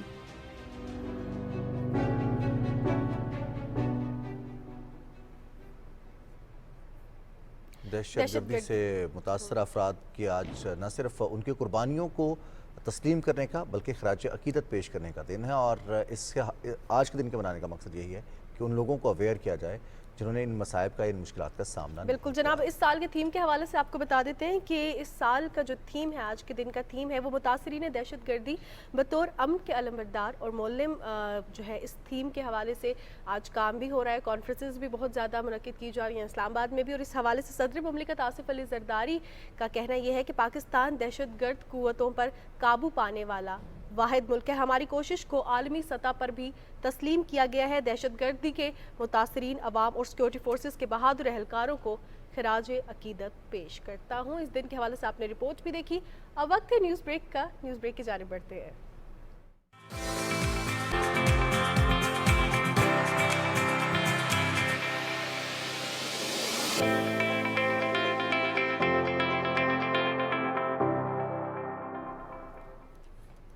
جی جناب, صبح پاکستان میں آپ کو ایک بار پھر خوش آمدید کہتے ہیں اور بات کرتے ہیں کچھ صحت کے حوالے سے. ہماری چھوٹی سی نیگلیجنس ہمارے بچے کی پوری زندگی پر حاوی آ سکتی ہے. انسداد پولیو مہم کے حوالے سے آپ کو آگاہ کرتے ہیں کہ 15 اگست سے 25 اگست تک کراچی کے 85 یونینز میں یہ انسداد پولیو مہم جاری ہے. یہ کتنی زیادہ ضروری ہے اس حوالے سے تو آپ کو اندازہ ہو گیا ہوگا جب ہم نے کچھ دن پہلے یہ ایسی خبریں پروگرام میں شامل کی کہ جن بچوں نے قطرے پیے ہیں ان کو بھی ہو رہا ہے پولیو, لیکن دے آر امیون کیونکہ انہوں نے قطرے پیے تھے. تو یہ بہت زیادہ ضروری ہے کہ آپ اپنے بچوں کو قطرے پلائیں. اس حوالے سے فیک نیوز کو ریجیکٹ کریں, اینڈ موسٹ امپورٹنٹلی اپنی ذمہ داری as a parent, as a teacher, as an elder person لازمی نبھائیں. حکومت پولیو کے خاتمے کے لیے پرعزم ہے اور کراچی کی 85 ہائی رسک یونین کونسلز میں یہ خصوصی مہم جاری ہے, اور اس مہم میں 25 اگست تک کی توسیع ہے. یہ مہم 25 اگست تک جاری رہے گی, جس میں ان تمام بچوں کے حوالے سے جو پولیو کے قطرے پی چکے ہیں یا پھر خدا نخواستہ اگر کوئی نیگلیجنس ہوئی ہے اور بچوں نے قطرے نہیں پیے تو ان تک پہنچا جا رہا ہے. اسی حوالے سے حکومت سندھ کیا اقدامات کر رہی ہے, صوبائی coordinator emergency operation centre Irshad Ali soldier صاحب نے ہمیں جوائن کیا. ارشاد صاحب السلام علیکم. جی وعلیکم السلام سر, بہت شکریہ آپ نے وقت دیا. سب سے پہلے تو بتائیے گا کہ یہ 85 ہائی رسک یونین کونسلز ہیں, کتنے بچے ٹارگٹ کیے جا رہے ہیں اور کیا اقدامات کیے جا رہے ہیں تمام بچوں تک پہنچنے کے لیے؟ جی first of all thank you very much کہ آپ نے اتنے اہم موضوع پہ آج مجھے آن لائن لیا. अपना 85 यूसीज जो हमने रिस्क मॉडलिंग के तहत जो है वो सिलेक्ट की, जहाँ पे हमें प्रोग्राम समझता है, रिस्क मॉडलिंग सिस्टम समझते हैं कि हमारे बच्चों की जहाँ पे इम्यूनिटी प्रोफाइल जो है वो रिलेटिवली वीक है और ज़्यादा खतरा है पोलियो से अफेक्ट होने का, उन यूसीज में 11 लाख बच्चों का टारगेट हमने सेट किया 2 फेजेस में। और पहले फेज से हम निकल के अब दूसरे फेज में आज जा रहे हैं। तो इसमें खास ये बात है कि हम रूटीन में जो कैंपेन्स करते हैं उसमें सिर्फ ओरल पोलियो वैक्सीन देते हैं। इस बार हम एक फ्रैक्शनल आईपीवी का डोज भी साथ दे रहे हैं 4 महीने से 5 साल तक के बच्चों को, और बर्थ से 4 महीने तक सिर्फ जो है वो ओपीवी दे रहे हैं। तो यहाँ पे फ्रैक्शनल आईपीवी डोज जब बच्चों को मिलता है तो उनको एक एक्स्ट्रा लेयर ऑफ इम्यूनिटी मिलता है, उनकी इम्यूनिटी बूस्ट हो जाती है, जिसकी वजह से वायरस जो है उसको बड़ा डेंट पड़ता है और उसकी सर्कुलेशन में हमें हेल्प मिलती है, तो फिर इसको स्टॉप किया जाए और बच्चों को महफूज बनाया जाए। तो इस नौयत की जो है ये बड़े इस लेवल की कराची में एक पहली कैंपेन है। और मैं समझता हूँ कि अगर हम हर बच्चे तक पहुँच पाते हैं इन 85 यूसीज में, अवाम के तावन से, शहरियों के तावन से, वो अपने बच्चों को लेकर हमारे आउटरीच पॉइंट्स पे आते हैं और अपने बच्चों को वैक्सीनेट कराते हैं, तो हमें काफ़ी हद तक पोलियो के खिलाफ जो जंग है उसमें हमें कामयाबी हासिल होगी। सही। इरशाद अली साहब, आप सूबाई कोऑर्डिनेटर हैं। अभी तक हमने देखा जो पोलियो के केसेस सामने आए हैं, रीजंस क्या हैं, वजूहात कहाँ हैं, कहाँ पे नेग्लिजेंस पेरेंट्स कर रहे हैं, या sometimes most of the time हमारे टाइम पे भी यही होता था और ऐसा होता भी है कि स्कूल्स में पोलियो मुहिम जो होती है वो जारी होती है और पेरेंट्स को लगता है कि स्कूल में शायद कतरे पिला दिए जाएंगे, कोऑर्डिनेशन सही नहीं हो रही होती पेरेंट्स की या इंतज़ामिया की। कहाँ पे नेग्लिजेंस है, आखिर ये इशू हो क्यों रहा है? क्योंकि हम देख रहे हैं कि हुकूमत जो है वो अवेयरनेस भी क्रिएट करवाने के लिए बहुत से इकदाम कर रही है, सिविल सोसाइटी बहुत ज़्यादा एक्टिव है, लेकिन स्टिल ऐसे केसेस सामने आ रहे हैं। वजूहात क्या है? जी, जैसे आपने स्कूलों की बात की, तो स्कूलों में तो डेफिनेटली आज भी हमारी जो स्टार्ट है वो स्कूलों से, सेकंड फेज की इनागुरेशन भी हम एक स्कूल से कर रहे हैं। तमाम स्कूल्स उस एरिया में जो फॉल करते हैं, जो हमारा स्कोप है, उस उनको जो है हमारी टीम्स कवर करती हैं। लेकिन जैसे आपने कहा कि इवन स्कूलों में भी काफ़ी उसमें हेजिटेंसी होती है कि जी पेरेंट्स का कंसेंट चाहिए। अब इम्यूनाइजेशन जो है वो एक लीगल और मॉरल रिस्पॉन्सिबिलिटी है, लेकिन डिस्पाइट ऑफ दैट फैक्ट हमारी कम्युनिकेशन स्कूलों के साथ कैंपेन से पहले स्टार्ट हो जाती है। कैंपेन स्टार्ट होने से एक हफ्ता पहले हम स्कूल्स को इन्फॉर्म करते हैं, हमारी टीम्स उनके पास जाती हैं ताकि कोऑर्डिनेशन अच्छा हो सके, पेरेंट्स नो दैट ये वैक्सीनेशन एक्टिविटी स्कूल में होगी, ताकि लोगों का ट्रस्ट जो है उस एक्टिविटी पे बढ़े। लेकिन उसके साथ अब देखें आउट ऑफ स्कूल चिल्ड्रन कितने हैं, तो बहुत सारे बच्चे जो है वो जो आउट ऑफ स्कूल हैं वो जो है उनको घर पे जाके नॉक करना होता है। वो तो हमारी टीम्स जो है स्कूलों के साथ साथ गलियों में हर घर पे नॉक करके जो है वो पोलियो की वैक्सीन दे रही होती हैं। लेकिन उसके बावजूद अगर पोलियो खत्म नहीं हो रहा, कुछ केसेस आ रहे हैं। अभी पाकिस्तान में 15 केसेस जो है वो आ चुके हैं, जिनमें 2 केसेस सिंध से हैं। तो मैं समझता हूँ कि ये केसेस इसलिए आ रहे हैं कि अभी भी उन बच्चों को पूरे जो डोज हैं, हर बार जब हमारी कैंपेन होती है उन तक वैक्सीन नहीं पहुंच पा रही। वो जो है ऑपरेशनल फेलियर भी हो सकता है कि टीम हमारी घर पे गई और बच्चा मौजूद नहीं था, और जब वापस आया दूसरे तीसरे दिन तो कैंपेन खत्म हो गई। कुछ इस तरह की ऑपरेशनल इश्यूज भी हो सकते हैं। लेकिन साइमल्टेनियसली सबसे बड़ा जो चैलेंज है वो कम्युनिटी का रिफ्यूज़ल है, कि कम्युनिटी जो है वो रिफ्यूज़ कर देती है कि जी बार बार टीमें आती हैं, क्यों आप बार बार आ रहे हैं। तो उनके जो है वो उस लेवल की अवेयरनेस कि जी ये पोलियो एरिडिकेशन का काज है, और जब तक हर बच्चा वैक्सीनेट नहीं होता मुकम्मल तौर पे तब तक एरिडिकेशन नहीं होती। तो ये एक बड़ा चैलेंज है कि कम्युनिटी में वैक्सीन की एक्सेप्टेंस हो, और कैंपेन जब पोलियो की चल रही हो तो उसका फ़ायदा उठा के हर फैमिली, पेरेंट्स से ज़्यादा किस बच्चे के लिए किसका दर्द होगा। तो लेकिन उनकी मैं समझता हूँ मज़ीद अवेयरनेस करने की ज़रूरत है। उसमें सिविल सोसाइटी का बड़ा रोल है। मोहल्ले में जो लोग करा रहे हैं उनको पता है कि मोहल्ले में जो नहीं करा रहा, उनके उनके साथ वो भी बात करें। प्रोग्राम गवर्नमेंट तो बिल्कुल बात कर रही है, मीडिया के थ्रू, न्यूज़पेपर्स के थ्रू, कम्युनिटी एक्टिविटीज़ के थ्रू अवेयरनेस फैला रही है। लेकिन ये एक हमारी हर शहरी की जिम्मेदारी तक बात आ गई है कि हम जब तक हर शहरी जिम्मेदारी से इसको एक नेशनल काज नहीं समझेगा तब तक जो है اس بیماری سے جان چھڑانا مشکل ہوگا. لیکن میں سمجھتا ہوں کہ بہت حد تک جو ہے پاکستان میں جو پولیو پروگرام ہے اس میں کامیابی ہوئی ہے. اگر ہم 10-15 سال پہلے چلے جاتے ہیں تو 200-300 کیسز ہوتے تھے, اور 90s میں چلے جائیں تو ہزاروں میں کیسز ہوتے تھے. ابھی اس سال اگست تک جو ہے وہ 15 کیسز ہیں, جو بہت ایک افسوسناک بات ہے, لیکن کمپیریٹیولی پہلے سے بہت کم کیسز ہیں. اس کا مطلب کہ ویکسین کام کر رہی ہے, پروگرام کام کر رہا ہے, گورنمنٹ کام کر رہی ہے, لوگ بھی تعاون کر رہے ہیں, لیکن ابھی وہ اس کوالٹی کا اس لیول کا تعاون نہیں ہے کہ ہر بچہ جو ہے وہ کور ہو جائے. میں سمجھتا ہوں یہ ایک نیشنل کاز ہے, اور اس ٹرینڈ کو دیکھتے ہوئے کہ پولیو کے کیسز کا تعداد کم ہوتا جا رہا ہے, اور مجھے لگتا ہے کہ یہ ایک ہم ہسٹری میکنگ پروسیس میں ہیں. دنیا کے پوری دنیا میں صرف 2 ملک رہ گئے ہیں, ان میں سے پولیو ختم ہو گیا تو جڑ سے یہ بیماری ختم ہو جائے گی. مطلب اگلے نسلوں میں بھی کسی کو جو ہے وہ پولیو نہیں ہوگا ایک بار اس بیماری کو ہم ختم کر دیتے ہیں. تو اس نیشنل کاز میں, اس ہسٹری میکنگ پروسیس میں ڈیزیز ایریڈیکیشن بہت بڑا نوبل کاز ہے. It's a history making. آج تک دنیا صرف ایک بیماری ختم کر سکی ہے, اسمال پاکس, اور دوسری جو ختم کرنے جا رہی ہے, جو کرنے کی کوشش کر رہی ہے, وہ پولیو ہے, جو 99% ملک کنٹری سے ختم ہو چکا ہے. تو ہمارے یوتھ کو, ہمارے سول سوسائٹی کے ریسپانسبل لوگوں کو, سب کو آگے آنا پڑے گا, سیلیبریٹیز کو, میڈیا کو, پولیو کیمپین کے لیے نیشنل کاز کے طور پہ ہمیں سب کو جو ہے اپنے بچوں کو محفوظ بنانے کے لیے آگے آنا پڑے گا. جو خدشات, کوئی بیسس نہیں ہے مسکنسیپشن کے, خدشات کے, پروپیگنڈا کے بیسس پہ لوگوں میں غلط فہمیاں پھیل گئیں, لیکن ہم جو ہے ڈفرینٹ موڈز کے تھرو, میڈیا کے تھرو, لوگوں کے ساتھ کمیونٹی انگیجمنٹ کے تھرو, ریلیجس علماء کے تھرو, 300 سے زیادہ ہمارے بہت اعلیٰ علماء کی جو ہے فتوحات جو ہے موجود ہیں کہ جی پولیو ویکسین جو ہے وہ ہر بچے کو پلانی چاہیے, اور وہ جو ہے باقی ہمارے سارے اسلامی ملکوں میں ختم ہو گیا ہے. سعودی عربیہ ہم جو ہے حج عمرے کے لیے جاتے ہیں تو ایئرپورٹ پہ ہمیں ویکسین پینی پڑتی ہے. تو اس لیے وہ ساری کیمپین ہم جو ہے کمیونیکیشن کی بھی کر رہے ہوتے ہیں, لوگوں تک رسائی کی بھی کر رہے ہوتے ہیں, لیکن جب تک ہر شخص جو ہے اس کو ذمہ داری سمجھ کے گورنمنٹ کا ساتھ نہیں دے گا تو ایک چیلنج رہے گا. اور اس حوالے سے جو ابھی آپ نے ذکر کیا 15 سے 25 اگست, ابھی بھی 25 اگست تک جو ہے وہ کیمپین کراچی کی ان ہائی رسک یوسیز میں ہے, اور وہاں پہ ہماری ٹیمز ہر گلی میں جا کے ایک آؤٹ ریچ سائٹ بنا رہی ہیں. ڈیلی کے بیسس پہ 3000 آؤٹ ریچ سائٹ بنتی ہیں, مطلب 3000 لوگ اپنے گھروں میں ہماری ٹیم کو بیٹھنے کے لیے کوئی کمرہ, کوئی بیٹھک دیتے ہیں, جہاں پہ پڑوس کے بچے آ کے وہاں پہ ویکسینیٹ کرا رہے ہوتے ہیں. تو 10 دنوں میں آپ دیکھیں 30,000 سے زیادہ جو ہے ڈیلی ایک دو سائٹس ہوتی ہیں.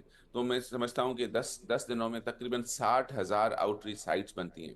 وہ انہی یونین کاؤنسلز میں ہماری انہی کمیونٹی کے لوگوں نے, شہریوں نے ہمارے ساتھ کوآپریٹ کیا ہے. تو اس کو اپریشیٹ بھی کرنا چاہیے جنہوں نے ہماری ٹیمز کو ویلکم کیا, اور نیشنل کاز کے لیے ایک قدم انہوں نے بڑھایا, حصہ ڈالا اس میں. انہوں نے اپنے گھروں میں, چھوٹے چھوٹے گھروں میں ایک کمرہ ہماری ٹیم کو دے دیا کہ جہاں بیٹھ کے آپ ویکسینیٹ کریں. تو جہاں پہ اس طرح کا جذبہ ہے, تو مجھے بڑی امید ہے کہ اس جذبے کے ساتھ جو ہے ہم جو ہے پولیو کے خاتمے کے قریب ہیں, اور انشاءاللہ اس کو ختم کر لیں گے. لیکن اس کے لیے ہر شخص کی, جس طرح یہ 60,000 لوگوں نے ہمیں اپنے گھروں میں جگہ دی ہے, اس کے ساتھ جو ہے وہ 11 لاکھ گھروں تک جن تک ہمیں رسائی کرنی ہے, ان میں سے جب تک ہر بچہ جو ہے وہ ویکسینیٹ ہم اگر کر لیتے ہیں تو انشاءاللہ جو ہے وہ پولیو کا خاتمہ بھی ہو جائے گا, ہمارے مستقبل کے بچے محفوظ بھی ہوں گے, اور پاکستان بھی جو ہے اس بیماری سے آزاد ہوگا, اور دنیا کے ان ممالک میں آ جائے گا جنہوں نے سکسیسفلی جو ہے پولیو ڈیزیز کی ایریڈیکیشن کیا. جی شاہ صاحب, آپ نے درست کہا, پاکستان 7 سے 8 مہینے تک لگاتار پولیو فری رہا بھی ہے. ٹریولنگ کی وجہ سے بہت زیادہ یہ وائرس پھیلا, اور اس کی وجہ سے بچے متاثر ہوئے.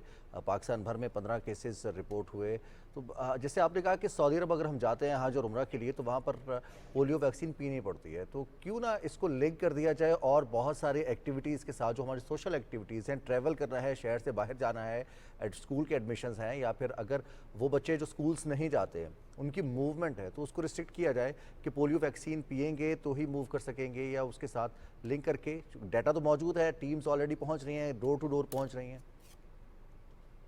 بہت اچھا آئیڈیا ہے کہ ہر ایکٹیویٹی جب کنیکٹ ہوگی تبھی تمام بچے جو ہے وہ کور بھی ہوں گے, اور ہم جو ہے اپنے مقصد میں کامیاب ہوں گے. اس حوالے سے سندھ گورنمنٹ نے سندھ امیونائزیشن ایکٹ پاس کیا ہے جو ایک مطلب ایک لا بن گیا ہے کہ جی اسکولز میں رجسٹریشن کے لیے اور باقی برتھ سرٹیفکیٹ کے لیے تو اس کے بھی رولز فائنل ہونے جا رہے ہیں، جس کی امپلیمنٹیشن سندھ میں جو ہے وہ ڈیفینیٹلی ہمیں ہیلپ کرے گی. لیکن جیسے میں نے پہلے ذکر کیا کہ ہر جو شہری ہے ہمارے پاس بہت سارے علاقوں میں رجسٹریشن بھی 100% لوگوں کی نہیں ہوگی، 100% اسکولس میں بھی نہیں جا رہے ہوں گے، لیکن ایگزیکٹلی ہر چیز کو ہم نے ٹیپ کرنا ہے. کوئی سفر کر رہا ہے ٹرین میں، بس میں، تو اس کو بس اڈے سے ٹکٹ ملنے کے سے پہلے بھی ویکسینیشن کرنی چاہیے.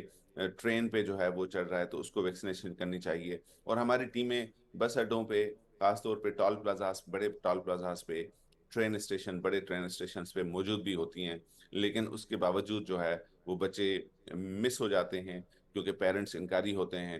تو اس کو ہم لیگل فریم ورک بھی اس کا بنا رہے ہیں، لیکن at the end of the day because بہت سارے بچے پھر بھی اس کیمپین ایک خاص دنوں میں ہوتی ہے، تو ان دنوں میں ریڈیکیشن تب پاسبل ہے کہ ایک چھوٹے سے عرصے میں 5 دنوں کی 7 دنوں کے عرصے میں تمام بچے ویکسینیٹ ہوں. تو ضروری نہیں ہوتا کہ اس چھوٹے سے پیریڈ میں تمام لوگ ٹریول بھی کر رہے ہوں اور جو ہے تمام لوگ اسکول میں بھی جا رہے ہوں. تو بچے سم ہاؤ ہمارے کمیونٹی میں، اسٹریٹس میں، گھروں میں جو نئے بچے نیو بارنس جو ہے وہ 2 سال تک تو obviously اسکول 3 سال تک نہیں جا رہے ہوں گے، تو نیو بارنس کو بھی ویکسین کرنی ہوتی ہے. تو that's how it's a big kind of activity جس میں ہمیشہ چانس رہتا ہے کہ کوئی بچہ مس ہو جائے. اور وہ تبھی پاسبل ہے کہ ہم پیرنٹس میں جو ہے وہ اویئرنیس کریٹ کریں اور وہ جو والنٹیئرلی اپنے بچوں کو ویکسینیٹ کرائیں، ان کے مستقبل کو محفوظ کرنے کے لیے، ان کو ایک بیماری سے بچانے کے لیے. اور اس سے زیادہ کیا ہے کہ ویکسین جو ہے وہ پریونٹیبل ڈیزیزز کی ہوتی ہے. ویکسین پلانے سے بچہ محفوظ ہو جاتا ہے، اور پرٹیکولرلی ایسی بیماری جس کا علاج ہے ہی نہیں. اور اس میں جو ہے ابھی 15 بچے جو ہے وہ اپائج ہوئے، اور ان میں سے ایک بچہ جو ہے، ایک کیس بلوچستان میں، اس کی ڈیتھ بھی ہو گئی. تو پولیو کچھ کیسز میں ڈیتھ بھی کاز کرتا ہے. تو ہمیں جو ہے احساس ہونا چاہیے اپنے بچوں کی صحت کا، اور خاص طور پہ نیشنل کاز کا، کہ ہمیں جو ہے مل کے جو ہے، کیونکہ ویکسین جو ہے وہ سوشل رسپانسبلٹی ہے، مورل رسپانسبلٹی ہے. کہ اگر آپ اپنے بچے کو ویکسین نہیں کرا رہے، اس کا مطلب خود کو نہیں کرا رہے، تو اس کا مطلب کہ آپ جو ہے باقی سوسائٹی کے بچوں کو بھی جو ہے وہ خطرے میں ڈال رہے ہیں. تو یہ ہمارا صرف پرائیویٹ فیصلہ نہیں ہے. ہم ویکسین کا فیصلہ جو ہے ہماری سوسائٹی پہ، ہماری کمیونٹی میں اور پورے ملک کو افیکٹ کر رہا ہوتا ہے. تو سب کو جو ہے اس میں آگے آنا پڑے گا، ہر کسی کو اپنا رول پلے کرنا پڑے گا. اور میں سمجھتا ہوں جس طرح کی گورنمنٹ ایفرٹس کر رہی ہے، تو آپ نے دیکھا اس ایکٹیویٹی میں chief minister Sindh himself was out, chief secretary was himself in the field. ہمارے تمام ڈپٹی کمشنرز، اسسٹنٹ کمشنرز، ہماری پولیو کی ٹیمز جو ہیروئک رول پلے کر رہی ہیں. Everybody is out in the field to mobilize the community or make them aware of the importance of the vaccine. And وہاں پہ ویکسین ڈیلیور کرنا، teams کا، اسکلز پرسن کا وہاں پہ موجود ہونا. ہم نے کوئی 3000 کے قریب جو ہے وہ ٹرینڈ نرسز جو ہے میڈیکل اسکول سے جو ہے وہ ہائر کی اس کیمپین پرٹیکولرلی، کیونکہ اس میں ڈیوائس کے تھرو ویکسین لگتی ہے، تو اس کو آپریٹ کرنے کے لیے اسکل پرسنس کو ہم نے انگیج کیا. تو یہ ایک موقع ہے جو کہ ہم جو ہے اپنے سارے بچوں کو ویکسینیٹ کرائیں اور ان کو محفوظ بنائیں پولیو کی بیماری سے. صحیح. ارشاد علی صاحب، ابھی ہم دیکھ رہے ہیں کہ 85 ہائی رسک جو یونین کونسلز ہیں کراچی کی، اس میں یہ مہم جاری ہے. ہر مہم میں، پچھلی مہم میں جو تھوڑے سے لوپ ہولز رہتے ہیں اس کو کور اپ کیا جاتا ہے. اس مہم کے حوالے سے بھی آپ نے ہمیں آگاہ کیا. جب بھی کوئی مہم کا آغاز ہوتا ہے، کیمپین ہوتی ہے، تو اس کی سسٹینیبلٹی رپورٹ ہوتی ہے، اس پہ ریسرچ کی جاتی ہے. آپ کو کیا لگتا ہے، آپ صوبائی کوارڈینیٹر ہیں، کب تک پورے صوبے میں پولیو سے جو ہے اس کو ہم پاک کر سکیں گے، پولیو پہ قابو پایا جا سکے گا؟ میں سمجھتا ہوں کہ جس طرح کی ایفرٹ، گورنمنٹ کی سیریسنس چل رہی ہے اور کمیونٹی کا ریسپانس ہم دیکھ رہے ہیں. جیسے ہم نے بتایا کہ ہم جو ہے 14 منتھس پولیو سے فری رہے ہیں. پہلے بھی ہم نے ایک بار جو ہے یہ اچیو کیا ہے، لیکن وہ پچھلے سال افغانستان سے وائرس آیا اور ہمارے کچھ امیونٹی گیپس کی وجہ سے وہ اسپریڈ ہوا، اور اس کے بعد جو ہے وہ کافی شہروں تک، ابھی پورے پاکستان کے مختلف شہروں میں جو ہے وہ وائرس موجود ہے، اور تمام پروونسز میں وائرس موجود ہے اور پھیل بھی رہا ہے. تو اس میں ایک ہماری نئی اسٹریٹجی پولیو پروگرام میں جو ہے وہ اسٹارٹ ہوئی ہے. کہ جی ہم 246 مطلب ہم نیکسٹ 4 منتھس میں کچھ افیکٹو کیمپینز کریں گے، اور 6 اس سے اگلے 6 مہینوں میں جو ہے وہ مزید اس کی کنٹینیوٹی کریں گے سسٹینیبلٹی کے لیے. تو میں سمجھتا ہوں کہ اس طرح اگر افیکٹو ہم کیمپینز کر لیتے ہیں اور سوسائٹی کا، کمیونٹی کا کوآپریشن ہمارے ساتھ رہتا ہے، تو کوئی بعید نہیں ہے کہ ہم اگلے سال تک انشاءاللہ جو ہے وہ پولیو کو جو ہے وہ شکست دے سکیں انشاءاللہ. انشاءاللہ. بہت شکریہ ارشاد علی صاحب، آپ کے وقت کا آپ نے بات کی. میں خصوصی پولیو مہم کے حوالے سے، جہاں پر 85 ہائی رسک یونین کونسلز میں بچوں کو پولیو سے محفوظ بنانے کے لیے ویکسینیٹ کیا جا رہا ہے، انہیں پولیو سے بچاؤ کے قطرے پلائے جا رہے ہیں تاکہ ان کے مستقبل کو محفوظ بنایا جا سکے اور اس موذی مرض کا خاتمہ یقینی بنایا جا سکے. اب جہاں ہم بات کرتے ہیں اس طرح کی ایفرٹس کی جو کہ کمیونٹی لیول پر ہوتی ہیں، وہیں پر انڈیویجول ایفرٹس ایسے آؤٹسٹینڈنگ ہوتے ہیں کہ وہ تمام تر لوگوں کو حیران بھی کر دیتے ہیں، اور پھر ہیروکس ایسے ہوتے ہیں کہ سب لوگ کوشش کرتے ہیں، ان کو سراہتے ہیں، ان کی پذیرائی کرتے ہیں، اور پھر اس طرح کے ہیروکس کو شیئر بھی کیا جاتا ہے. آج کل ایک ایسی ہی ویڈیو وائرل ہو رہی ہے ہر طرف سوشل میڈیا پر خاص طور پر، جس میں اپنے دعوت ولیمہ کو چھوڑ کر ایک ریسکیو آپریشن میں پاکستان نیوی کے ایک جوان نے حصہ لیا، اور اس جوان نے جو یہ کیری آؤٹ کیا آپریشن، اس وقت وہ اپنی دعوت ولیمہ میں مصروف تھے. بالکل جناب، آپ کو یہ بتا دیتے ہیں کہ کمانڈر نعیم احمد خان SSG پاکستان نیوی ہیں، ان کا دعوت ولیمہ جو ہے وہ چل رہا تھا اور وہ بھی اس میں شریک تھے. اتنے میں ان کو کال آئی کہ وہاں پہ آنے والے سیاح جو ہیں ان میں سے کچھ فیملی ہے جس کا ایک بچہ جو ہے ڈوب گیا، اور یہ سماہنی کے مقامی جو ندی تھی سماہنی میں کشمیر میں، وہاں پہ یہ بچہ ڈوب گیا. تو جب کمانڈر نعیم احمد خان صاحب کو یہ پتہ چلا تو انہوں نے کہا کہ میری خوشیوں سے زیادہ کسی کی زندگی امپورٹنٹ ہے. وہ اپنی زندگی کا ایک بہت بڑا ایونٹ، بہت بڑی جو ہے وہ ایک اچیومنٹ ہوتی ہے، یا آپ کی خوشی ہوتی ہے. شادی کو آپ اچیومنٹ تو نہیں کہیں گے، لیکن یہ خوشی ہوتی ہے جس کو وہ چھوڑ کر گئے اور انہوں نے کسی کی زندگی بچائی. اور دیٹس ریئلی امیزنگ کہ جب ہم اپنی جو باؤنڈریز ہوتی ہیں جاب کی، جو ہماری JDs ہوتی ہیں، اس سے باہر نکل کے کام کرتے ہیں، جذبے کے ساتھ کام کرتے ہیں. اس دن بھی کام کرتے ہیں جس دن ہماری چھٹی اور کسی کی زندگی بچاتے ہیں. ہم بہت فخر محسوس کرتے ہیں کہ پاکستان میں ایسے لوگ موجود ہیں، اور آج ہمیں صبح پاکستان میں بھی جوائن کیا ہے انہوں نے. جی، عمار علی جو کہ SSG پاکستان نیوی کمانڈو ہیں اور آپ کے ساتھ موجود ہیں. کمانڈر نعیم احمد خان، آپ بھی SSG پاکستان نیوی سے ہیں. آپ دونوں کے وقت کا بہت شکریہ. عمار علی، آپ کو ہم شادی کی مبارکباد تو ضرور دیتے، لیکن اس آپریشن کو آپ نے کیری آؤٹ کیا اور انفارچونیٹلی اس بچے کی زندگی تو نہیں بچا سکے، لیکن اس کے پیرنٹس کی خواہش کے مطابق اس کی ڈیڈ باڈی کو برآمد کر لیا. کتنا مشکل تھا یہ آپریشن؟ کتنے کم ٹائم میں یہ آپ نے کیری آؤٹ کیا؟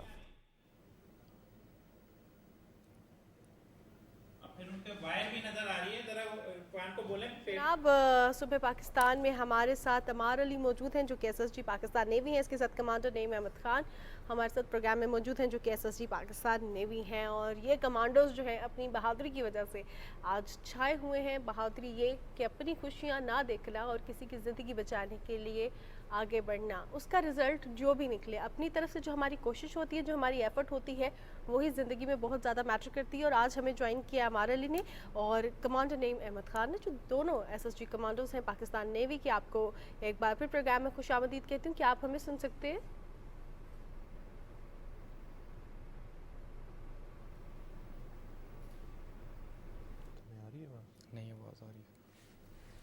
ہمارے ساتھ پروگرام میں عمار علی اور کمانڈر نعیم احمد خان پروگرام میں موجود ہے. ابھی ہم تھوڑی دیر میں ان سے کنیکٹ کریں گے. سماہنی کے مقام پہ جو ایک مقامی ندی تھی، وہاں پہ ایک حادثہ پیش آیا. ایک فیملی وہاں پہ آئی تھی، بچہ جو تھا ان کے ساتھ موجود تھا، جو کہ اس ندی میں، مقامی ندی میں ڈوب گیا. اور ہم دیکھتے ہیں کہ پاکستان کے جو ادارے ہیں، اور خاص طور پہ ایسے مونسون ویدر میں، ہم نے دیکھا کہ پاکستان نیوی بہت زیادہ متحرک ہے. ہمیں جوائن کیا عمار علی نے اور کمانڈر نعیم احمد خان نے. پروگرام میں آپ کو خوش آمدید کہتے ہیں اور آپ سے جاننا چاہیں گے اس دن کے حوالے سے جب یہ واقعہ پیش آیا، آپ کے کیا دعوت ولیمہ اس وقت جاری تھی، اختتامی مراحل پر تھی، یا ابھی شروع ہی ہوئی تھی؟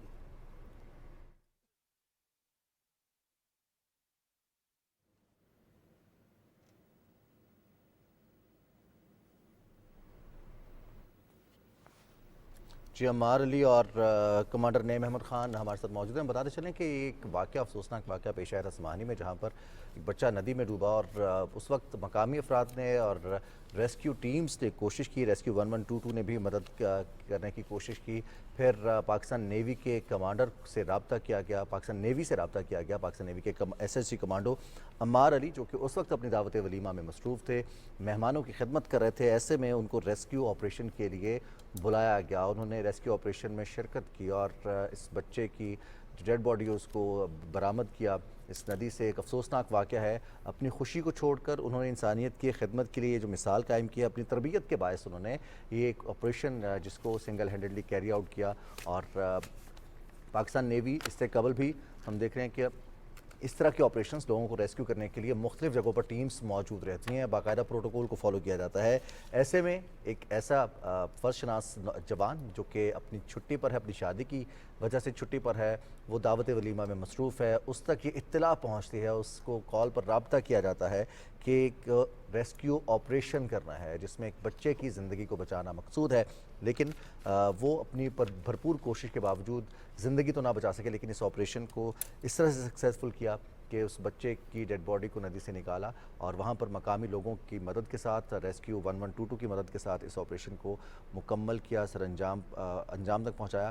ایک مشکل آپریشن ہوتا ہے, اس طرح سے آپ بغیر ایکوپمنٹ کے آگے بڑھیں, اور جو چیلنجنگ ہے خاص طور پر جیسے مانور نے ذکر کیا کہ مانسون میں بارشیں زیادہ ہوتی ہیں, پانی کتنی رفتار سے آ رہا ہے, کتنی شدت سے آ رہا ہے, اس کو فیس کرنا یقینی طور پر ایک دوسرا بڑا چیلنج ہوتا ہے. یہ ہم آپ کو بتاتے چلیں کہ یہ واقعہ آزاد کشمیر کے ضلع بھمبر کے علاقے سمانی جنڈھالہ میں پیش آیا, اور وہاں پہ ایک فیملی آئی ہوئی تھی جن کا بچہ مقامی ندی میں ڈوب گیا. یہ ہم تمام لوگوں کے لیے ایک سبق بھی ہے کہ ہم نے احتیاطی تدابیر لازمی اختیار کرنی ہے. یہ مونسون کا ویدر ہے, ہمیں مقامی ندی ایک ایسی ندی نظر آ رہی ہوتی ہے کہ شاید وہ اتنی زیادہ ڈیپ نہ ہو, یا ہم جو ہے اس کو اس طرح دیکھ رہے ہوتے ہیں کہ شاید 5-6 لوگ جو ہیں وہ آلریڈی اس ندی میں نہا رہے ہیں, وہ پانی میں انجوائے کر رہے ہیں, تو ہم جو ہے وہ بیسکلی اس چیز کو اگنور کر دیتے ہیں کہ مونسون ویدر ہے, کہیں سے ڈیپتھ زیادہ ہوتی ہے, اور آزاد کشمیر کے ندی نالے ایسے ہی ہیں کہ کہیں ڈیپتھ زیادہ ہے, کہیں کم ہے, اور پیچھے سے ریلا جو ہے بڑی تیزی میں آتا بھی ہے. ہمیں اس حوالے سے جوائن کیا ہے عمار علی نے اور کمانڈر نعیم احمد خان نے, دونوں SSG کمانڈو ہیں پاکستان نیوی میں. عمار علی اور نعیم احمد, آپ کو پروگرام میں خوش آمدید کہتی ہوں.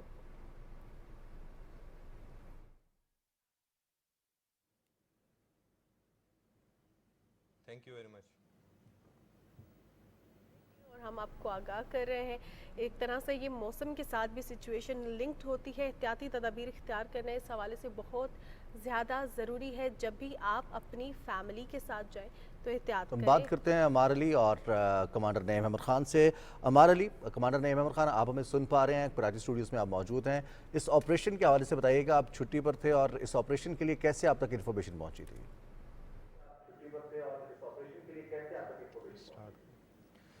جی بالکل, میں اس وقت چھٹی پہ تھا اور میری شادی کی تقریب چل رہی تھی. مجھے گاؤں والوں نے وہاں سے کال کی ہے کہ ریسکیو ٹیمیں وہاں پہ موجود ہیں, ان کے پاس اتنی کیپیبلٹی نہیں تھی کہ وہ وہاں سے ڈیڈ باڈی کو ریسکیو کر سکیں. تو پھر جس مقصد کے لیے میں نے پاکستان نیوی جوائن کی ہے یا وردی پہنی ہے, تو وہ وقت آ گیا تھا, اور جس مقصد کے لیے ہم نے ٹریننگ کی ہے, تو پھر میں وہاں پہ پہنچا. وہاں پہ گہرائی کافی زیادہ تھی اور پانی میں ویزیبلٹی بالکل بھی نہیں تھی. تو اپنی ٹریننگ کو بروکار لاتے ہوئے میں نے وہاں سے ایفرٹ سٹارٹ کی, اور اللہ پاک کی ذات نے مجھے کامیابی دی, وہاں سے لاش نکال کر ان کے حوالے کی. صحیح. نعیم صاحب, آپ سے جاننا چاہیں گے کہ اس طرح کے واقعات روٹین میں ہم دیکھ رہے ہیں کہ پاکستان نیوی ریسکیو ٹیمز کے ساتھ مل کے کام کر رہی ہے. ہم نے بھی پروگرام میں اس حوالے سے بات کی کہ کہیں خدا نہ خواستہ کوئی حادثہ پیش آتا ہے تو پاکستان نیوی اس چیز میں بہت زیادہ متحرک بھی ہے, اور خاص طور پہ ایک پراپر پروٹوکول کو جب فالو کیا جاتا ہے تو وہ ریسکیو بھی کرتی ہے. تو نعیم صاحب, میں آپ سے جاننا چاہوں گی اس طرح کے واقعات کتنے فریکوینٹلی رونما ہو رہے ہیں؟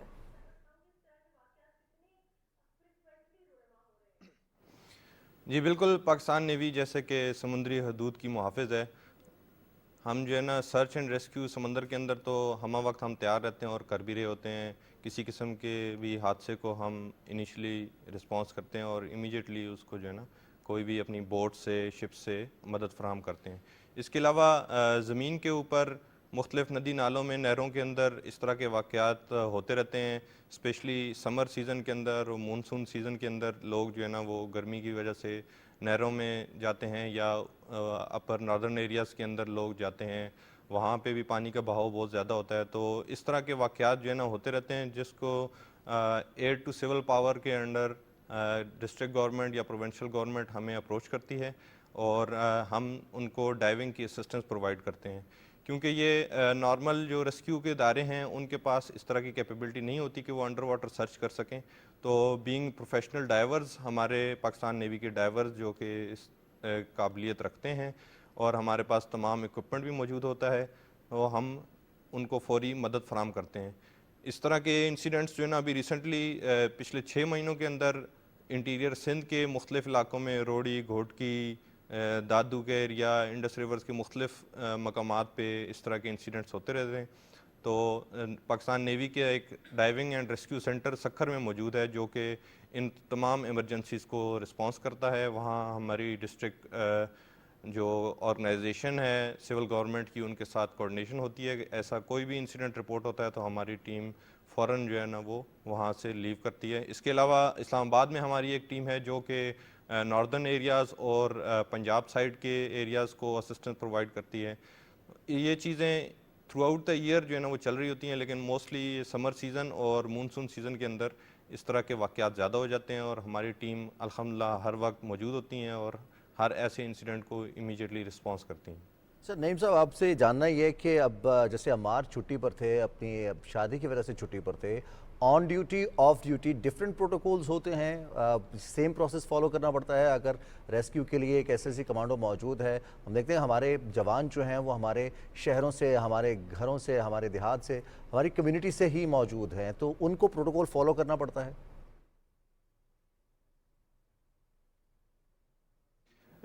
देखें, एक तो जो गवर्नमेंट से हमें कोई रिक्वेस्ट आ रही है, एक प्रोसीजर के तहत आ रही है, तो वो तो प्रोटोकॉल फॉलो हो रहा होता है गवर्नमेंट ऑर्गेनाइजेशन के साथ। लेकिन जैसे ये अभी अपनी लीव पे गया हुआ था अपनी शादी के लिए, तो वहाँ पे फॉर्चुनेटली इलाके के लोगों को इसकी बारे में इल्म था, उन्होंने फ़ौरन इसको अप्रोच किया और इसने वहाँ पे साबित किया कि ये इस काबिल है कि ये अंडर वाटर सर्च और लोकेट कर सकते हैं और अल्हम्दुलिल्लाह इसने डेड बॉडी रिकवर की है। ये बहुत सी मुश्किलात होती हैं अंडर वाटर सर्च के अंदर, क्योंकि सरफेस में तो आपको चीज़ नज़र आ रही है, लेकिन अंडर वाटर अभी जैसे ये गदला पानी था वहाँ पे विजिबिलिटी नहीं थी, तो ये मुश्किलात बहुत ज़्यादा बढ़ जाती हैं कि आपको नज़र भी कुछ नहीं आ रहा। फिर आप इसको बार बार ट्राई करेंगे कि हो सकता है कि मेरा हाथ उसको टच कर ले, और बाय लक जो है ना इसने भी जैसे इसने बताया भी है 2 घंटे की एफर्ट्स की हैं, उसके बाद जाके डेड बॉडी इसको मिली थी। तो ये काफ़ी ज़्यादा मुश्किलात होती हैं और स्पेशली फास्ट फ्लोइंग वाटर और नील विजिबिलिटी वाले जिसमें बिल्कुल आपको दिखाई नहीं दे रहा, तो just it is like a blind man. आप एक अंधे आदमी को कहीं पे भी कोई चीज़ तलाश करने के लिए भेज देंगे तो वो इसी तरह जो है ना वो हाथ से कोशिश करेगा कि मेरा किसी चीज़ के साथ हाथ टच हो जाए।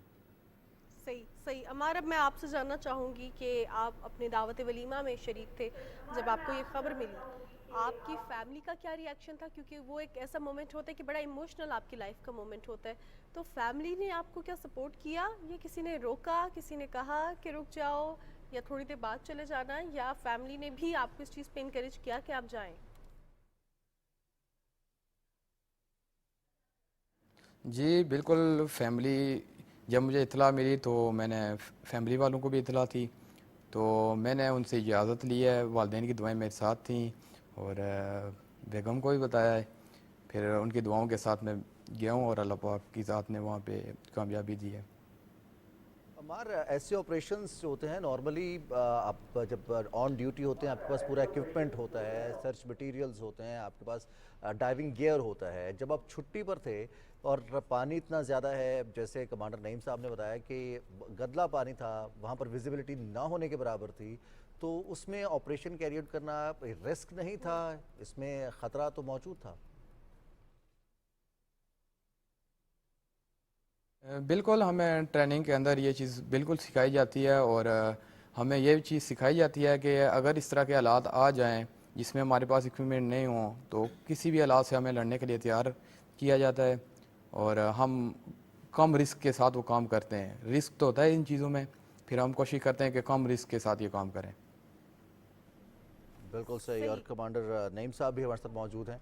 اور کمانڈر نعیم صاحب سے بھی ہم جانیں گے بالکل۔ کہ جب جوان چھٹی پر جاتے ہیں، ہمارے جوان ہیں اور یہ ہر طرح کی قربانی دینے کے لیے تیار ہیں، وہ کہ آپریشن کے نتائج جیسے بھی ہوں، اب اس طرح کی ٹریننگ کتنا فرق کرتی ہے اور کتنا حوصلہ بڑھاتی ہے ہمارے ان جوانوں کا جو سرحدوں پر موجود ہیں، جو سمندری سرحدوں پر پاکستان کی حفاظت کر رہے ہیں؟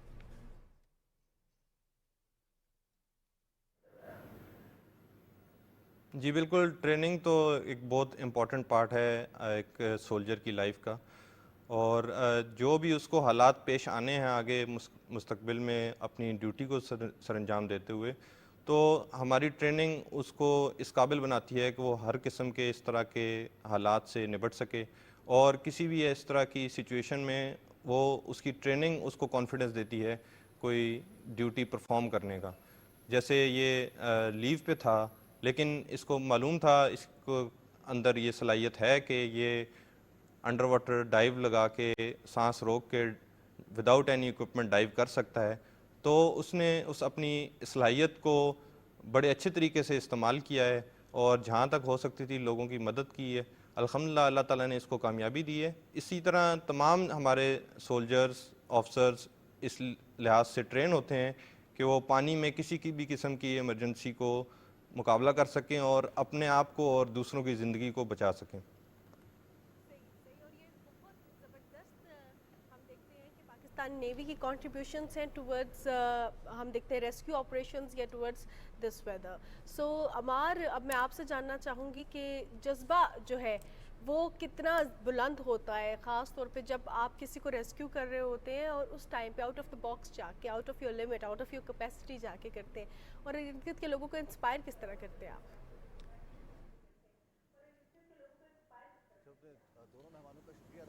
جی بالکل، ہمارا جذبہ بہت بلند ہوتا ہے، اور جس مقصد کے لیے ہم نے یہ وردی پہنی ہے، جس مقصد کے لیے ہم تیار ہوئے ہیں، جس مقصد کے لیے ہم نے یہ ٹریننگ لی ہے، تو اس کا وہ وقت آ گیا ہوتا ہے، تو ہمارا جذبہ بلند ہے۔